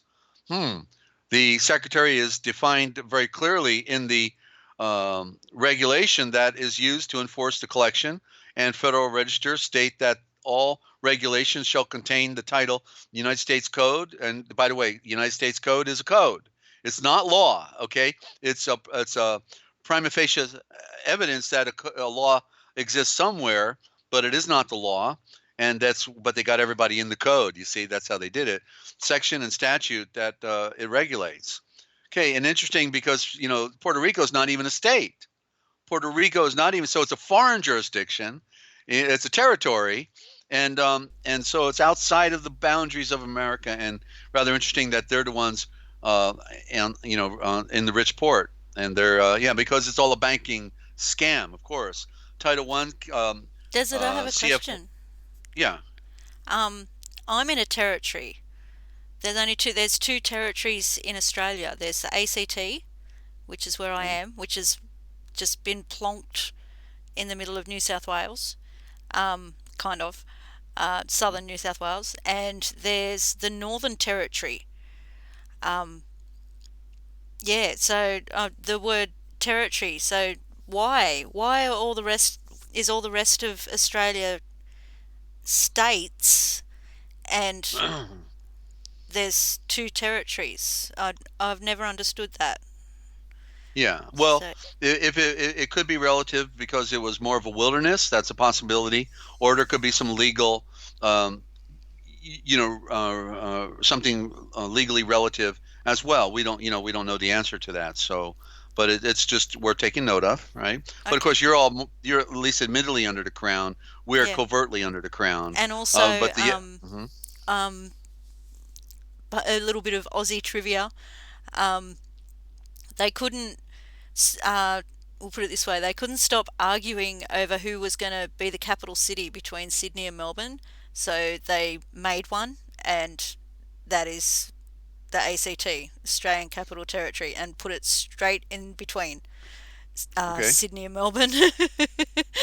Yeah, because they couldn't Yeah. decide on Uh-huh. the capital Yeah. city of the country, so they made a little blob in southern New South Wales, which is exactly in between Sydney and Melbourne, and called it the capital city. Yeah. So maybe Okay. maybe that's why, but I don't understand the Northern Territory thing. I don't know why And, that's not called a and, state. and Right, and it Yeah. probably turned out to be a better business idea anyway, where they got more money coming in, in that phony state. Oh, and Just one like more thing. Sorry. uh Oh, I'm sorry. Um, we're right in the middle of sheep country. well, that explains it then, right? Symbolism, right? You signs and symbols rule the world, not I words just rule the saw law. that. Wow. Yeah. Okay. All No right. All wonder, right. no wonder they all look and act like brain dead zombies. I hope there's no Absolutely. Canberrans watching this. Yeah. Yeah. Anyway, yeah, everyone's asleep Okay. here, or mostly. Mhm. Yeah. That's Anyway, probably please why they want us continue. counting sheep when we go to bed, right? Yeah. Yeah. Okay. Title One. Uh, Code of Federal Regulations, Section 2121, Section C. Each agency will publish its own regulation in full text. Cross references to the regulations of another agency may not be used as a substitute for the publication in full text, unquote. Only the Alcohol, Tobacco, and Firearms, ATF, criminals, another word for criminals, let me just, or legalized murder, agency that has written a regulation and may use 26 United States Code as cited in the regulations. The IRS is not an agency that can cite a regulation as can the Agency of Alcohol, Tobacco, and Firearms. 26 United States Code 6301 is cited by 27 Code of Federal Regulations, which is alcohol, tobacco, and firearms only. Congress has not cited the IRS to collect for them as an agency. No, they work for the Federal Reserve, actually, and income tax that I can find, except for federal employees of Title V and Title II, United States Code 60C, Section 3, for state employees. So I guess they got us all. Oh, well, of course, if you're a resident, that means you're a government employee. So you don't want to be identified as a resident, ladies and gentlemen. Regulations are not needed for government employees.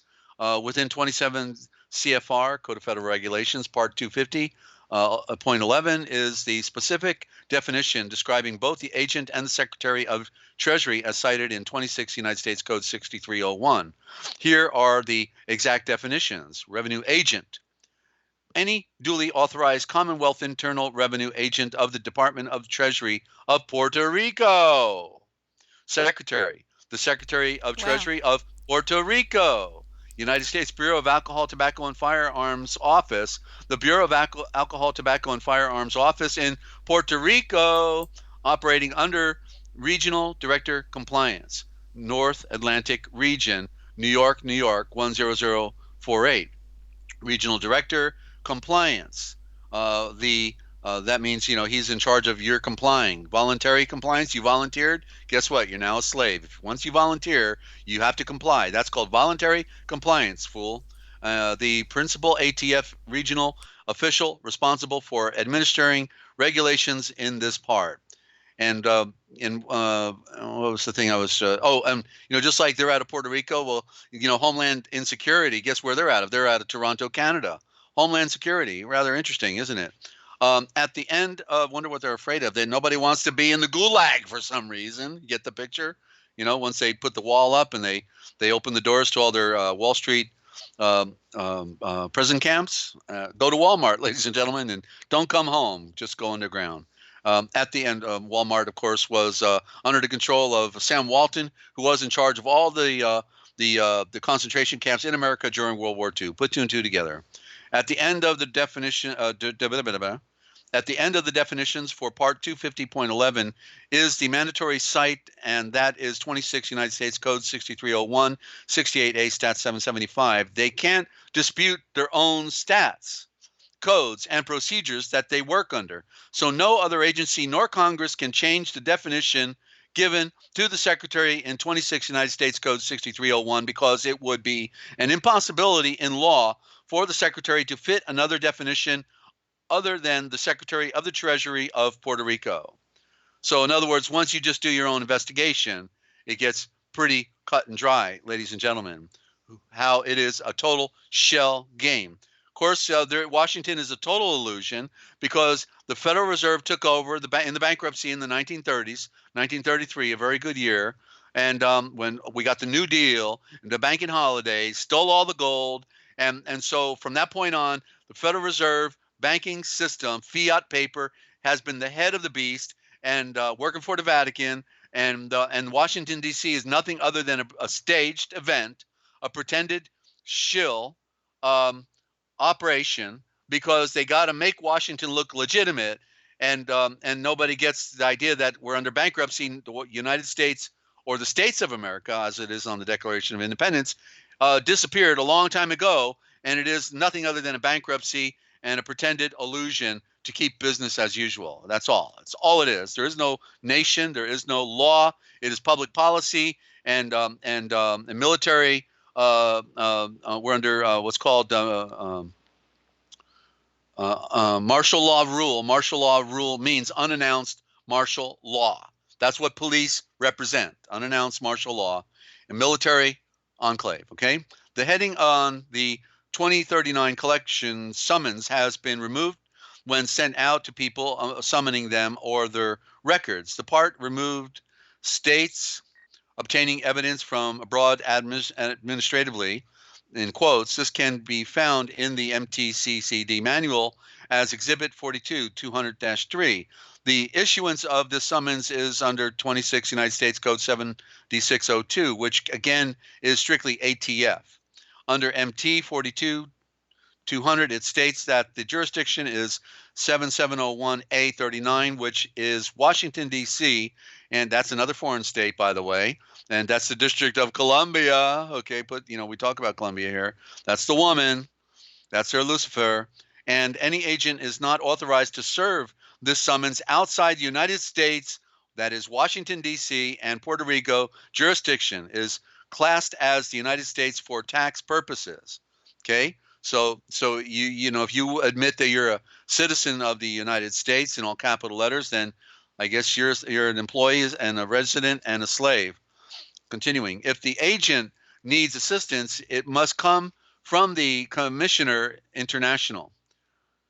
In other words, Puerto Rico is foreign and abroad from the separate states of the Union. Onion, I like to call it an onion. It makes you want to cry all the way through to the middle.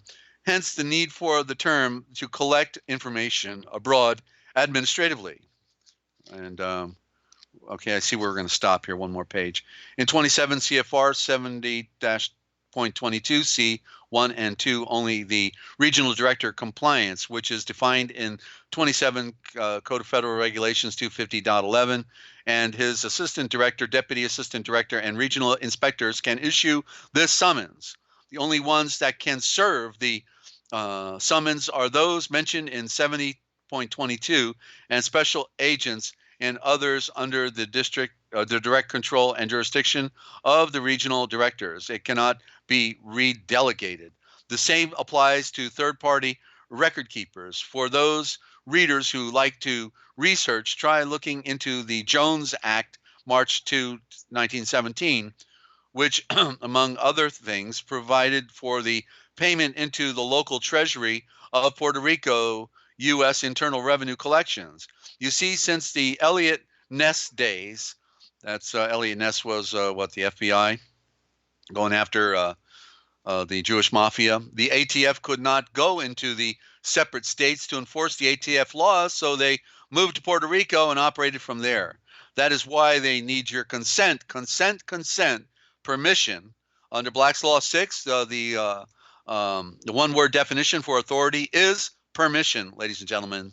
They cannot go without your consent to obtain your voluntary contribution, your voluntary compliance. Since you volunteered, just like when you volunteer in the military, guess what? Now you have to do what they tell you to do. You don't want to volunteer for the military either. It's a foreign state. It also supports the maritime aspect of collecting revenue in admiralty courts, and why the judge will not allow a constitutional argument in this merchant court. Don't bring that Constitution in my courtroom, boy. I'll put you in for contempt of court. Don't you mention it again. Wait a minute, I thought I was in the United States of America. Good old boy, I'm Mom and Apple Pie, Chevrolet. What's going on here, Judge? And you're over there scratching your head trying to figure out what's going on here. And you didn't know you're in an admiralty jurisdiction commercial court dealing with corporations only, and you're a corporation now, slave. Do you have a contract whereby you gave consent to the Secretary of Treasury of Puerto Rico to collect an income tax for you, one of the little people, sheeple?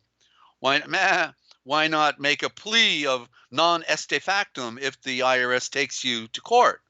Has anyone ever brought charges against the IRS agent under 26 United States Code 7214 and 1? Not that I have ever heard. The above definitions in the regulations is another proof that the IRS agents are private corporation, and therefore, like the Federal Reserve, by the way, not government. In the blue pages, what? I just saw something else. I don't know if you've already seen it. Okay. Private. You know how everything you were just talking about it. Yeah. Anyway. Yeah. Everything's going private, and we know all about that. And the military has private as a ranking. I just saw that. Mm-hmm. So I would like to analyze the word private at some later stage. Sure. Yeah. Private, and therefore are non-employees of the United States subject to Section 7214. Well, that would also be why when you go into a courtroom and you say to the judge, who is actually a corporate administrator, not a judge, and you say, "May I have your name, please?" He will not give you his name. He will ignore you. You see, because then he would be privately liable for the scam that they are playing on you. You see? And so also, he's an actor. Okay? Yeah. Go ahead. Also, I'm seeing the word private, like privacy, like things that are said in private, in secret, and it's just all making sense to me now with that word. Right, but we are also want to be private. We don't want to be the public. If you're the public, guess what? Yeah. You're the public now. But you want to be private. Yeah. Nobody. Your business is nobody's business. Yeah. You see?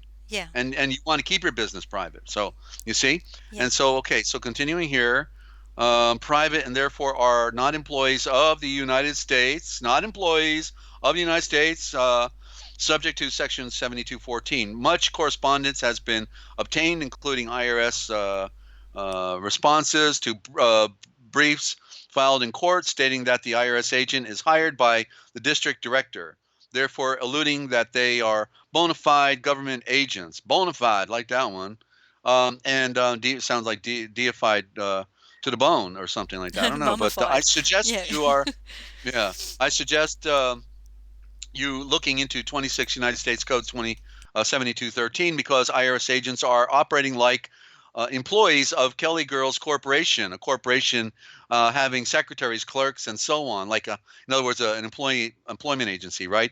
Who hire out to other companies in need of that type of service or help, whereby they work for a company but are not employees of the company. When I was younger, I was hired by IBM as their employee, but I was paid by the state in helping start the state's computerized driver's license back in 1956. So that's when I was born. Um, uh, and born is in the barn. You know what I mean? Born, barn, put that one. That's a story for another day. So anybody looking at my paycheck stub would think I was a state employee. IBM had a contract with the state, and how they did this wasn't my concern at that time. The federal government has to operate the same way with the private Federal Reserve's IRS employee agents. You will never get an IRS agent in court on the stand under oath to admit he is a bona fide United States government employee under a specific section of Title V. Okay? So wonder why. Whoa, what's the secret, ladies and gentlemen? Maybe we are in Australia, looking at kangaroos, bobbing our head up and down. Yes, Wallabies. sir. Yeah. Yes, sir, boss. Okay. Yeah. Well, what do you say? I don't know, but we've got to do what he said to do. Is voluntary compliance. Because I volunteered, I was stupid. I didn't know I wasn't supposed to volunteer, and I wouldn't have never had to pay. But once I volunteered, signed on the dotted line all by myself, unilateral contract. Nobody else joined in, so it's not a real contract, but you thought it was. But Yeah. now And you're that's going to how, comply, yeah, slave. that's how they get us to willingly do things against our will. Yeah. Does that make Get sense? over here, boy. Start digging that ditch for me. Come on. Yeah. Okay. So, Ninja, we're going to do a little more on symbolism.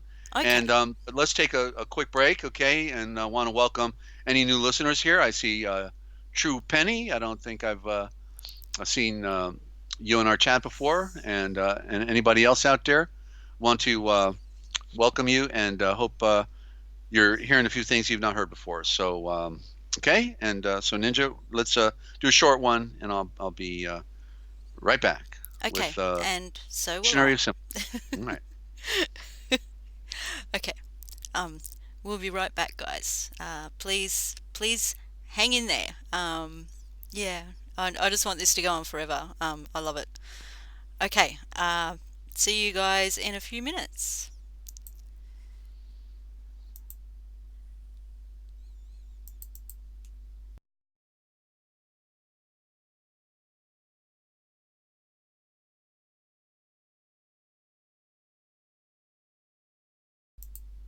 As soon as I find the music.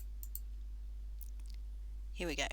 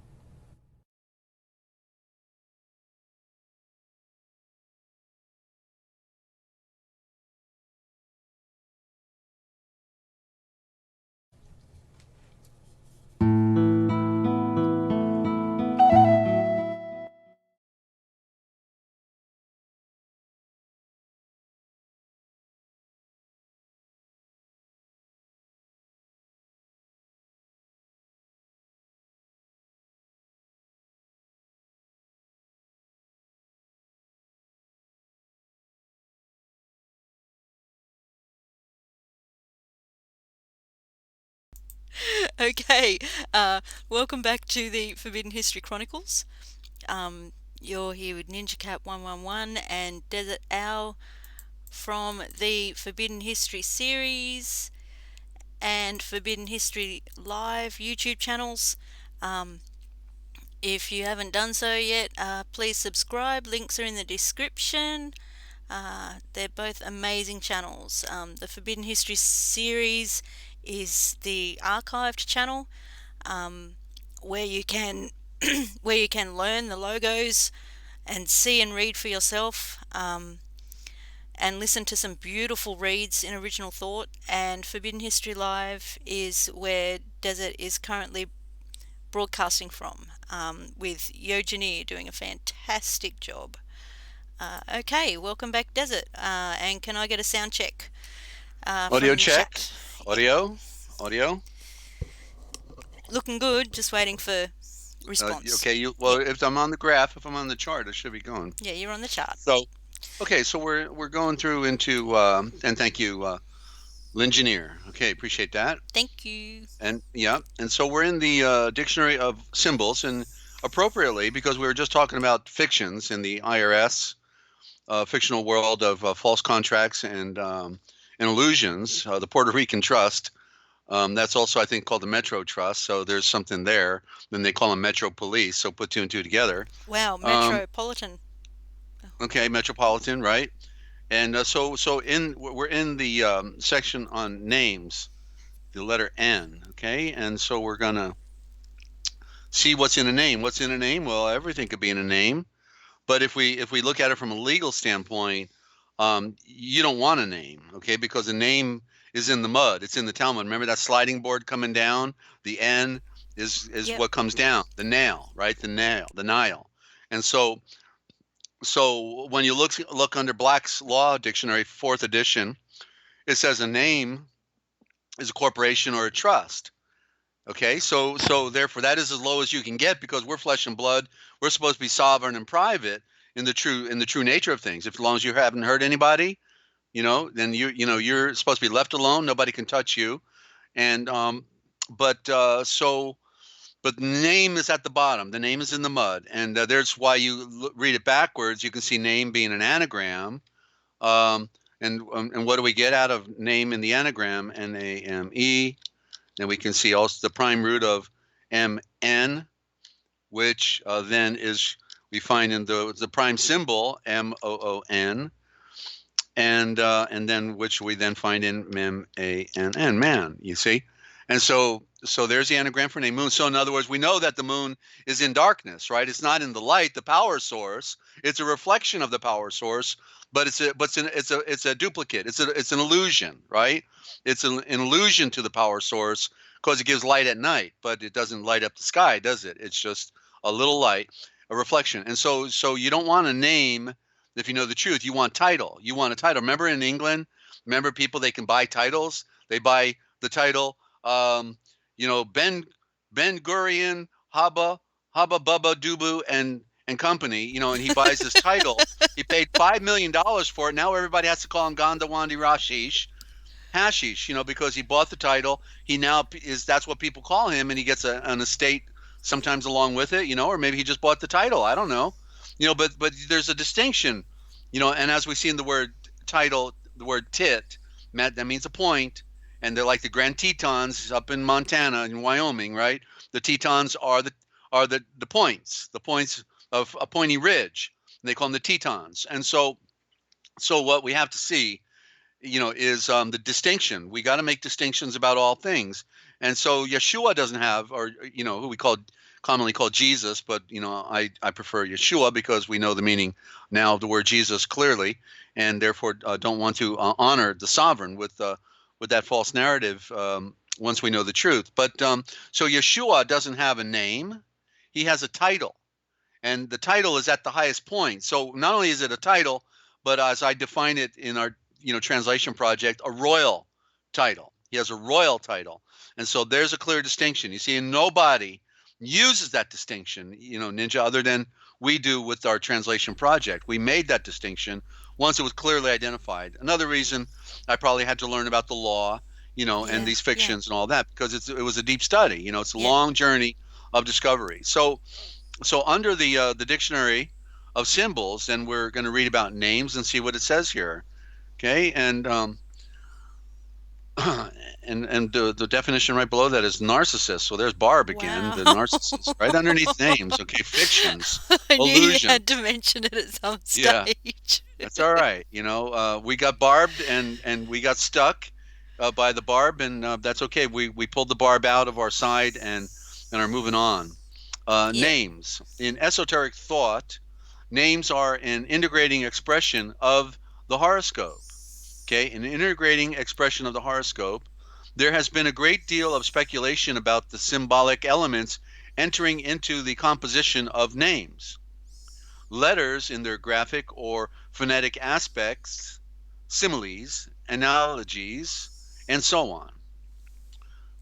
Piob, that's an interesting word, Piobb, for instance, has suggested that the name Napoleon is actually Apollo. Well, that's a very good possibility.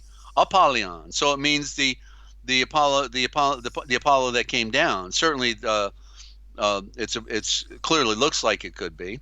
That is, he is Apollo in the Corsican pronunciation of on Apollo, on Palio.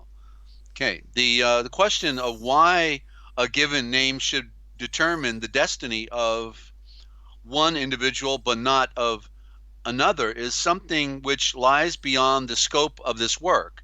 Here we must limit ourselves to describing the rational basis of the symbolism of names and its connection with the Egyptian idea, false narrative for Metzarem, the Mediterranean idea of the power of words. So there you go. The Egyptian idea of the power of words, as described in a poem by Edgar Allan Poe. He was one of my favorite poets. The Island of the Fae. That was one that helped me to better see the Fae, and not to mention some other of his work.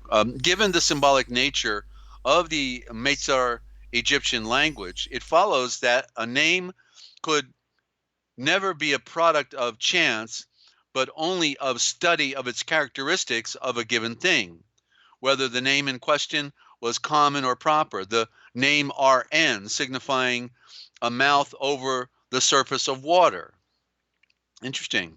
RN that's registered nurse also, signifying a mouth over the surface of water, represented the action of the word upon passivity. Concerning personal nomenclature, and talking about names, of course, they give us the false name Egypt when it was Metzar, but we'll go with it here.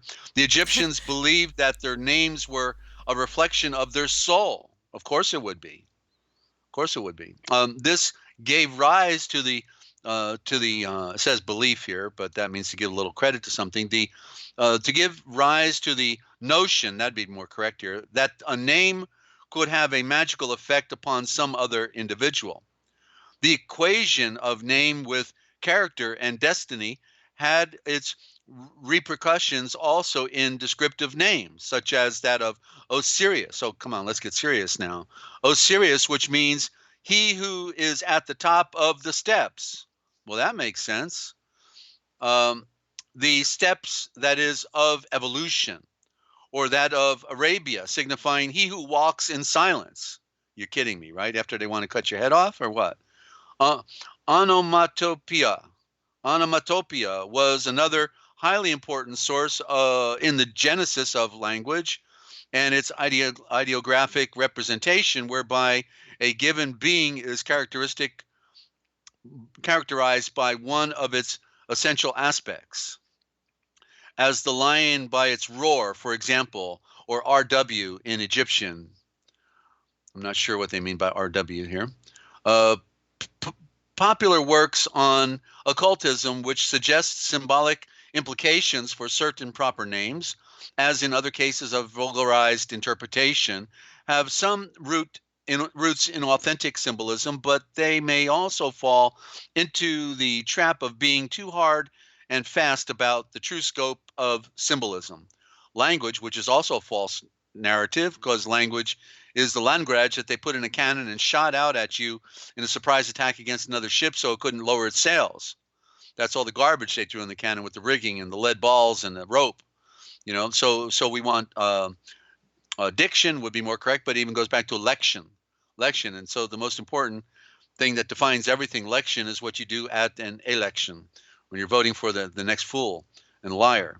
Okay, so language has in the last century or two reached such a complex stage of development that the applied symbolism of etymology is subject to innumerable errors. Very possibly, that's true.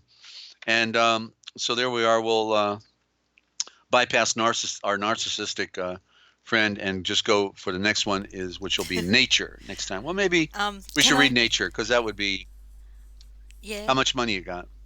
Sorry. Go ahead. I'll let you go. Go ahead. Can I just jump in with the chat with Raymond talking about Apollo and Apollyon? Okay. Do you want to talk about the word apologize? Well, it's a joke we have, because what it implies is you're putting on the guise of Apollo. Yeah. Oh? That's you explain it better. That's all. Yeah. Yeah. It's I don't know, it would have to be a real study to make more out of it, because I don't know if there's any. In other words, to find out where that comes from, I apologize. It's clearly Well, it would be like just using another mythological character saying by Jove. We always say by Jove, right? Or they used to. It's in other words, and that means by Jupiter. By Jupiter. Jove is Jupiter, and that's also where we get Jehovah, and nobody figures that one out, that Jehovah is Jupiter. So that's why it's worth looking at these terms, because we don't even know what we say when we say what we mean. We don't know what we mean when we say what we say. It's amazing. Yeah. So, okay, one more, and then we'll wrap it up out of the New Testament and Old Testament light. Okay, and so the 12th century writer Allen of Lilly, in his, and by the way, this is again on nature, just strictly the word nature. The 12th century writer Allen of Lilly, in his De Plante to Nature, describes nature as an allegorical figure wearing a diadem set with jewels in imitation of the stars. The 12 stones symbolize the signs of the zodiac, and 7 stands for the sun. Well, 7 stands for the 7 days of the week, 7 days of sunlight. So 7 stands for the sun, the moon, and the 5 planets, all brought together then, right, in the 7 days. This concept is wholly astrobiological in character, since it partakes of the tendency to bring the discipline of numbers to bear upon living things, and to infuse the astral, the mineral, and the abstract with the vital forces of plant and animal life. Okay, so, and the next time we're up in here, we might want to read about necklace.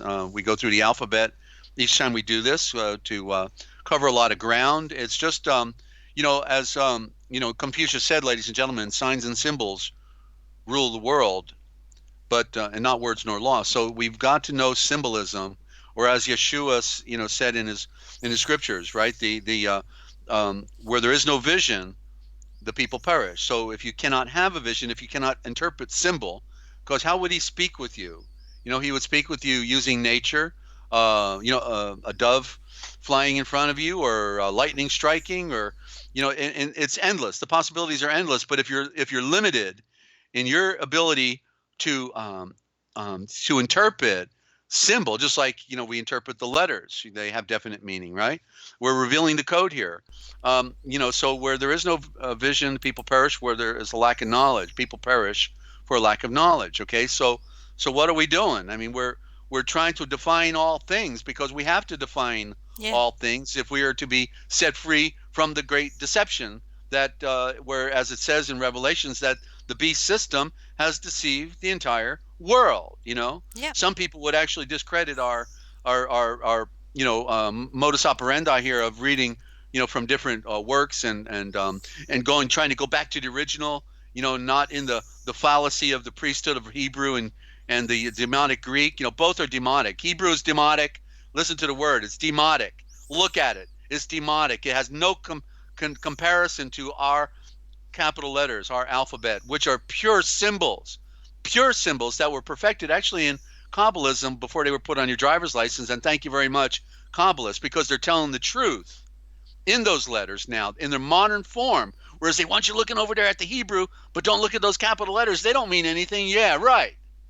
Give me a break. They're the very symbols that opened it all up to me. The very symbols, the capital letters, not the small letters, the capital letters. You see? It's a science, and it's a big one. And it's the one that they don't want you to know about because you could be set free. And you might actually be able to transliterate the Ace of Wars back to the original form and actually expose the sham that has been laid upon us with false traditions, religion, and false translations. It's an amazing game. Ninja, were you trying to jump in? I'm sorry. No, I was just agreeing with you. Okay. So here we are in George Lamsa on the Old Testament light. And we're on actually my favorite topic here, the serpent. Oh, that was the other thing in the movie Noah. Noah, Yeah. he took the skin of a serpent and wrapped it around his finger, wrapped it around his hand, wrapped it around his arm, just like you see the Jews in Israel. They wrap that leather strap around them 7 Yep. times, saying that they're bound.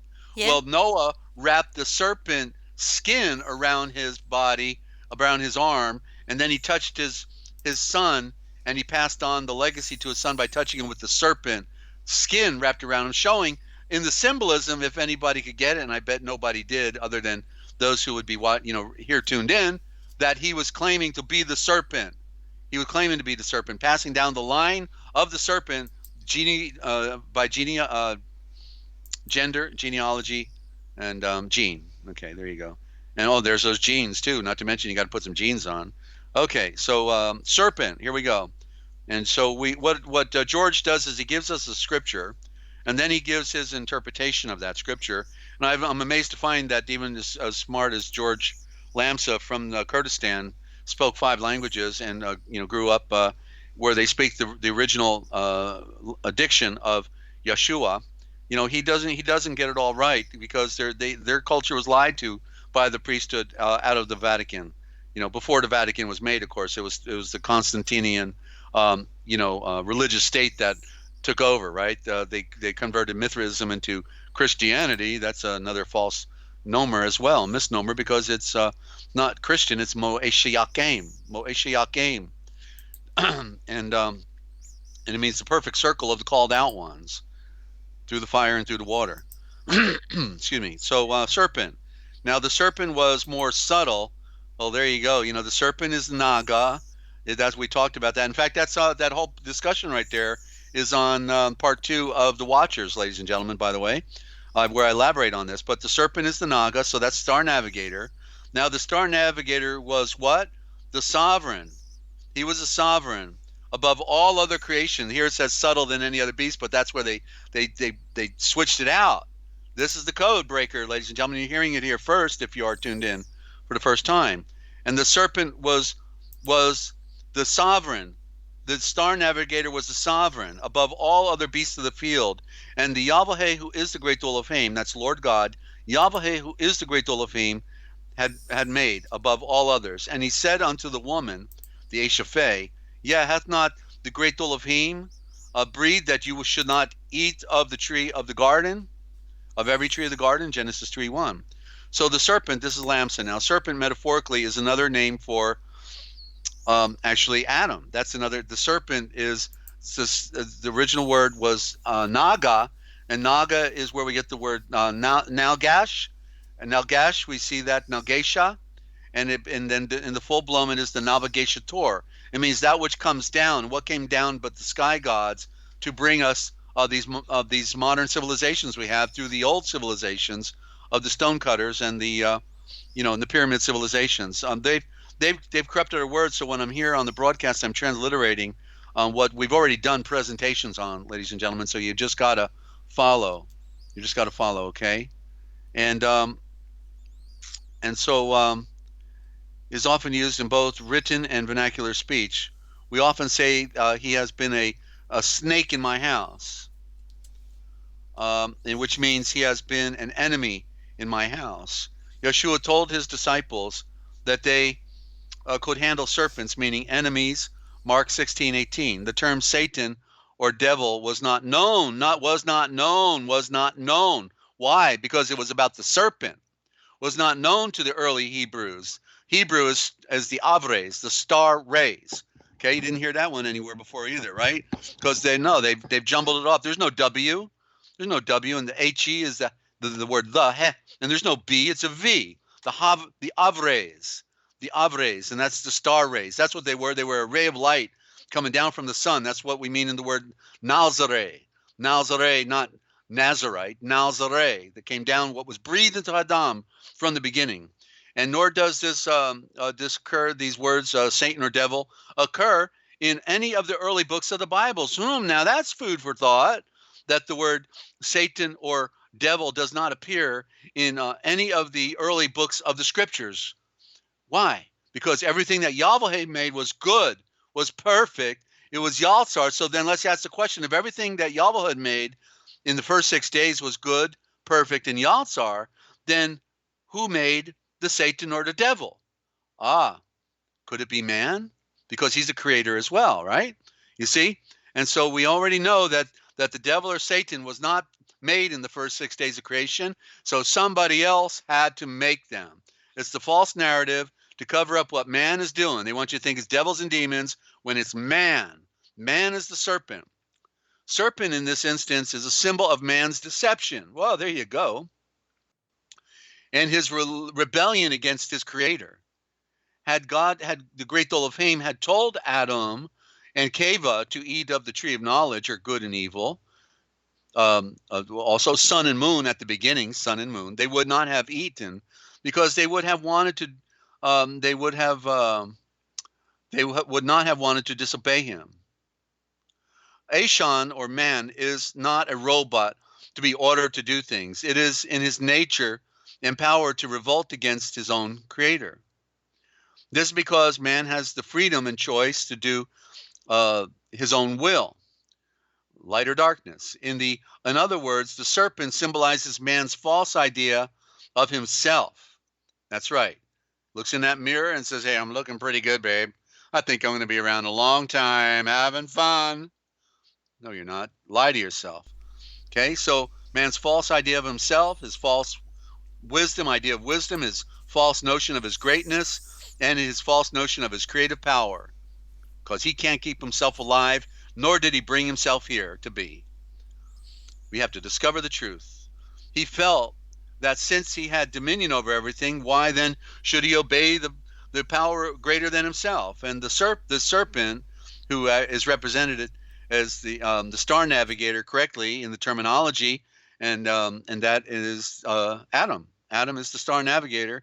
He was the bright and shining one, and this is what has been hidden from us. The serpent or snake is used in the place of Satan because the serpent is the most subtle.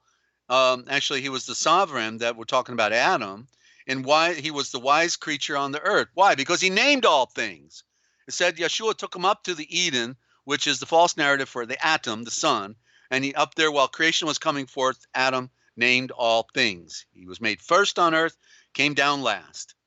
It takes subtleness and wisdom to deceive anyone, but no serpent is more wise or subtle than man himself. There you go. Man has dominion over all of Yahweh's creations, and nothing from outside can force a man to be good or bad. That's right. We have free choice. Man is free to disobey the great Elohim or to obey the great Elohim. And there you have the definition of serpent. Oh, I have a little bit more here, actually. One more paragraph. Hang on. Okay, and some Bible authorities, gotta love those authorities, say that the serpent was used by the great Elohim as an agent to tempt Adam and Eve. But no, it was Adam's flesh was the serpent. That's the serpent. If that is the case, then why should great Elohim curse it? You see, he cursed the flesh. That's what he cursed. Didn't he curse our spirit? He cursed the flesh. For why did he curse it? For not fulfilling his mission.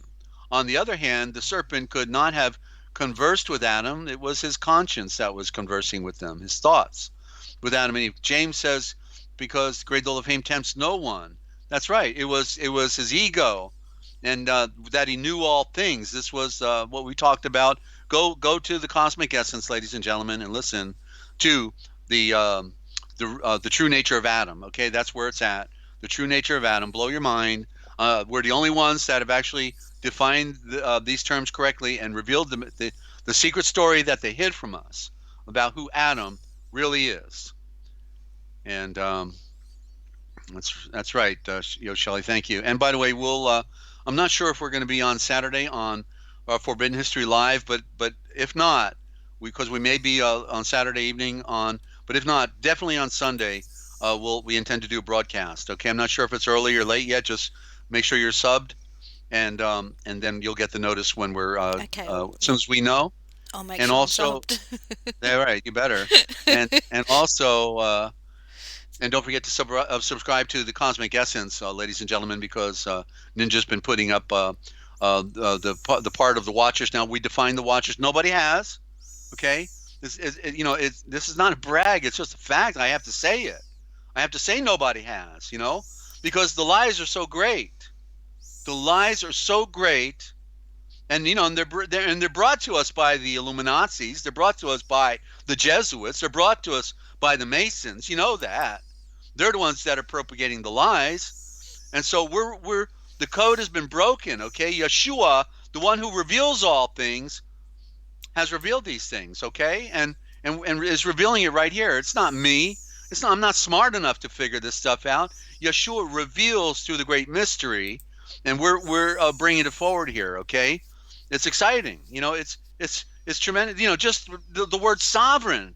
I dealt with the law for 30 years, and everybody's talking sovereignty, but nobody could define where the word comes from, and now we know. Yeah, It's in the word. People don't.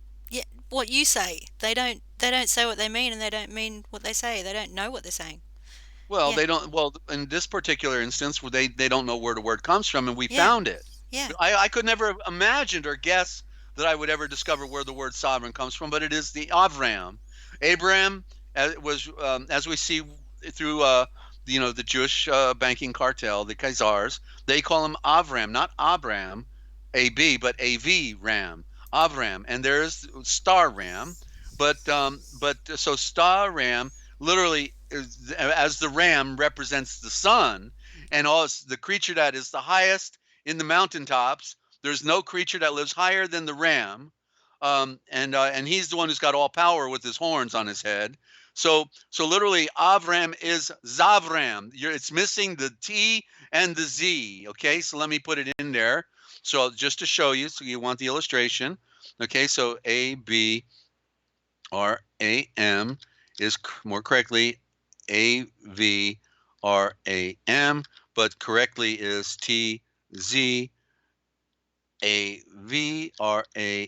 Okay, there it is, ladies and gentlemen. Zavram, which is SOVERIGN in the corruption, sovereign.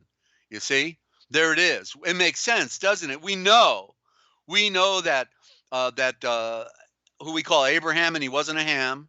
Okay, he was the Zavram Haim, and so it's the same word. When it said that the serpent was more subtle, and I looked in the Strong's Concordance, and I saw right there Zavram, or excuse me, Avram, I realized it was the star ram, and it meant sovereign. And so so who was the serpent? It was Adam, because he was the Zavram. He was the star ram. He was the one who just named everything on the earth. He named it all. That's what he was told. It said that Yeshua took him up, the great Elohim took him up to the Eden, which is the false narrative for the atom, the sun, the Garden of Atoms, and up there while all creation unfolded, Adam named them, you see? We've been lied to, ladies and gentlemen. The truth is stranger than fiction, and it is far deeper than they got us to think that Adam and Eve were just a couple naked, stupid people. Adam was just a stupid guy, when the truth is that he was the one who named all things. Go read it. Even in the corrupt version, in your King James, you can see that. It said that Yahweh wanted to see what he would call everything. And so naturally, he could not have been on earth when there was nothing here at the beginning. There wouldn't have been oxygen. So he took him up into the throne of the sun while all of creation unfolded for 4 billion years, or however long since the earth was, already in liquid and solid state, earth and water, waiting for everything else. So Okay, I've got one more I'm going to do. I think I can do it Yay. here. Just like we did IRS, now we got taxes. Taxes in the Everlasting Covenant, falsely called New Testament Light by George Lamsa. New Testament Light, but it's the Everlasting Covenant. It's not New Testament. Nothing new. It was there's nothing new under the sun. And in fact, this is what was from the beginning, but man was not worthy or able to receive it in the old world, only until Yeshua brought us the golden age of light and truth and reason. You see, the reason is the ray's sun. The ray's sun, you see? Wow. Mm-hmm. Haven't heard All that right. one either. So, wow. Reason is the ray's sun, yeah. Mm-hmm. All right. So we're on taxes. We just read about the IRS and the phony government, so let's see what this says. Yeah, He please saith, continue. I wish I could let you read it for me. I'm about talked out here, Ninja. I don't know if I can. Let me try. This is Screen it. We're share and winding I'll it be down. happy to. I want to keep going. All right, here we go. We got to have some fun here, right, Ninja? Yes, we do. Okay? Yep. All right, thank you. Yeah, okay. He said, don't get me started. yes. All right. Okay, all right, I'll mute out. Please continue. You down. All right, that's okay. I don't care. He said, yes. He said, this is out of Matthew 17:25 through 26, all right? All right, he said, yes. And then he was come into the house, and Yeshua prevented him, saying, what thinkest thou, Shimon? Of whom do the Malachim, the kings of the earth, take custom or tribute? Of their own seed or of strangers? And Kepha, not Peter, but Kepha, saith unto him, of strangers. And Yeshua said unto him, then are the offspring free? And that's Matthew 17:25 through 26. In the eastern countries, taxes are collected from workers, strangers in the land, and the poor. Let's tax the poor. Don't tax the wealthy, right? Just tax the poor. That makes sense. Kings, princes, and the nobles and the rich are exempt from taxes. Wow. I guess we have to become rich to get exempt, huh? This exemption also applies to their sons and peers. It would be an embarrassing situation for a tax collector to call upon a rich man and ask him to pay taxes.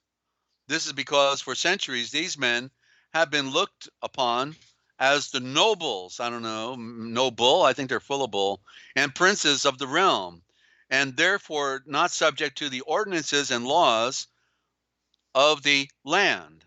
Some of these men are even allowed to collect taxes from the people for themselves and to conscript workers for their fields without pay.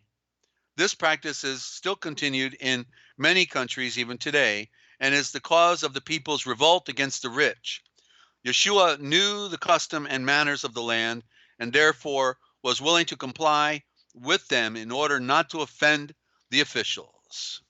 And of course, he came from a wealthy family. They were the royal family, and nobody gets that. They think they were some dirt poor, carpenters or something, and it's far distinct from the truth. They were the royal family. They owned the Mount of Olives. That's why he went there at night. He wasn't trespassing. His royal family owned it, And so this is part of the story we're not told. Just like the Book of Wisdom that was mentioned by Ninja, it was written by Joseph of Arimathea, the great uncle of Yeshua. Okay, the Book of Wisdom, the greatest book of wisdom you ever read, and we've got it for you if you'd like a copy. Just let us know. And okay, so Jackie, are you asking me this question? Remember, always put desert in all capital letters. That way I know. So you're saying, do you believe Yeshua actually walked on the earth, or was the message of the anointing that was here? And the vessel really wasn't the focus. That, if that makes sense, let me try it again. Okay, so so first of all, Jackie, I don't believe anything because I deal with knowing. And so believe in the Latin means to give little credit to something. So I always, it's okay if you use the word, but I always use that as an introduction opening, so you're saying, do you believe or do you follow? That's another word for believe is follow. Yeshua. And actually, I don't use the word Yeshua because that comes out of the Babylonian Talmud and means may his name be blotted out forever. So I'm just, this is all for discussion, and you can still use Yeshua, and I won't be offended here, because I know that everybody Some people still use Jesus, which is another negative term. But okay, so do you follow that Yeshua actually walked the earth, or and the answer is yes, that he was a flesh and blood man, and okay, or was the message of the anointing that was here? Was it the message of the anointing that was here? uh, and that the vessel really wasn't the focus, if that makes sense. Well, he showed us the nature of perfection. Okay, yeah, you're back to Bob again. Okay, very good, and safe ground, perfect anagram. All right, so That's funny. Yeshua clearly is a man, right? Because you know how in the Vatican tradition they want to say he was a god, right? He was a god. Okay, so if that's the case, he really didn't suffer then, right? But let's ask the question: did he die? Was he buried? I think Ninja, you want to answer that? Did he die? Was he buried? Yeah, as far as I All know. right, Yeah, that's right. He died. He was buried. Why? Because he was a man, yeah. right? And to use their terminology. Okay, so let's ask the question then: can could God die? If this terminology that I don't use, but that we've all been indoctrinated by, to use the term in quotes God. So Ninja, in your view, could God actually die? Could God die? No, I don't think No, so. because he has no beginning and no ending, Yeah, right? he's infinite. Okay, so Infinite, so infinite. yeah. Yeah, And so Yeshua is my elder brother. He's our yeah, elder brother. He is the ram. You see, when they called him the Lamb of God, that was another switch out with the R and the L. He was the ram of Yahweh, the star ram, the Savram. Okay? And he said, nobody put me up here. I put myself up here. And he died. He was willing to die. What did it say? That the great father, Yahweh, gave his only engendered seed, his only son, from him. Okay? Because all of the others, all of us came from Elohim, not from Yahweh, from Elohim. And that's why we were not perfect. But yeah, Yeshua came from Yahweh, and that's why he was the perfect seed. And he came down to show us the way of perfection, yeah. of That's it. He was purification. showing us. Yeah, I agree. Yeah, I agree. I see and that. sacrifice. Yeah, To die to this world as a living sacrifice. yeah, And that's why he had victory of light, because he was pure and therefore he rose from death.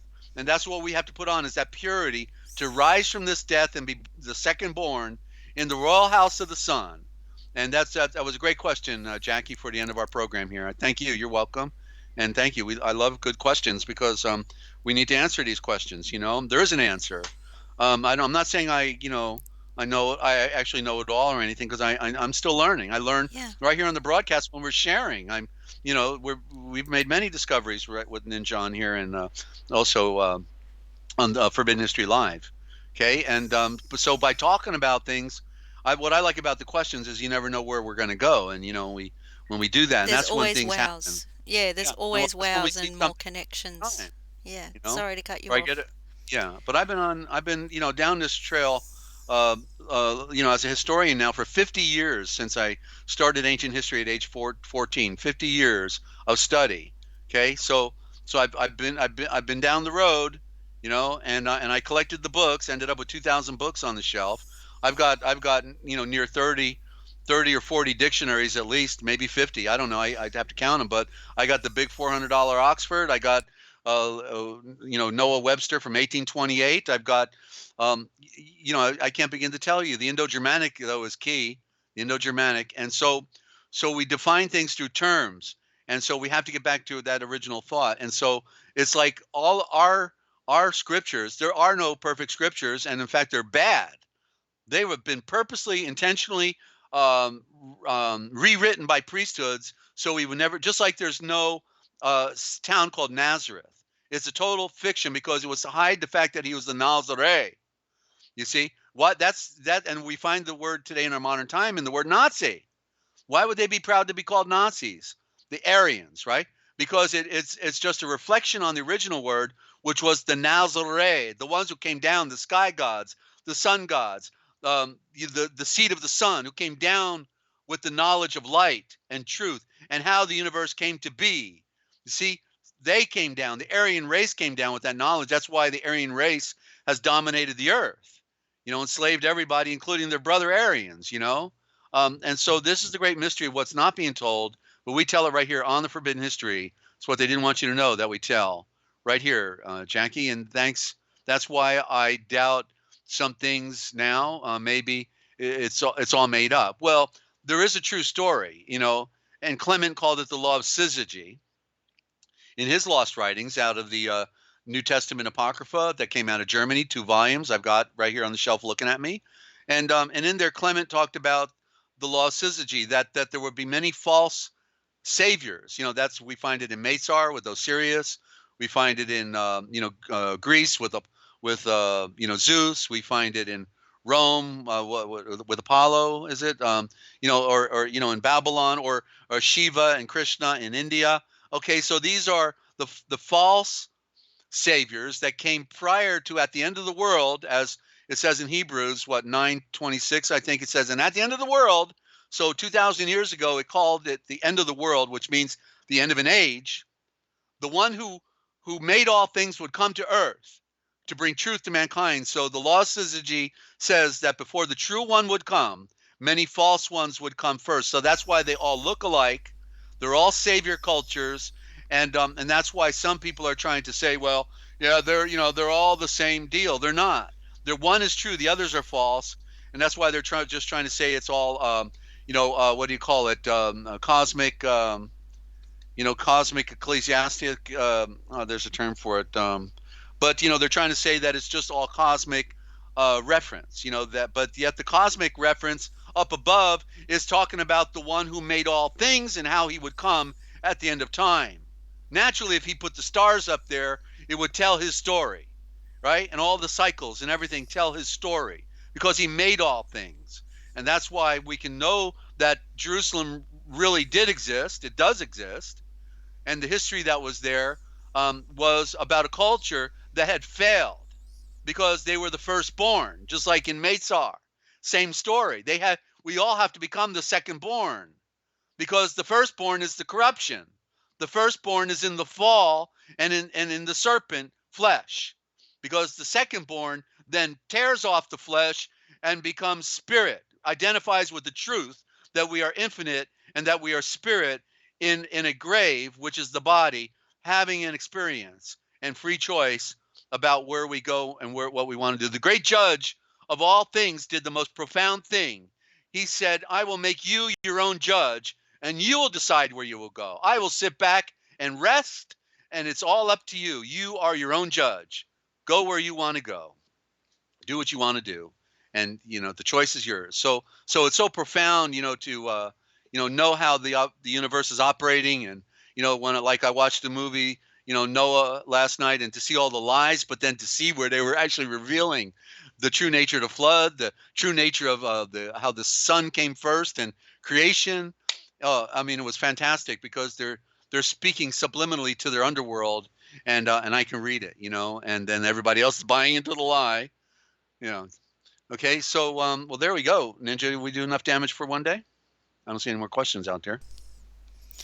I was quite happy for you to continue, but we should probably, yeah, we can't, unfortunately, this live stream is not infinite.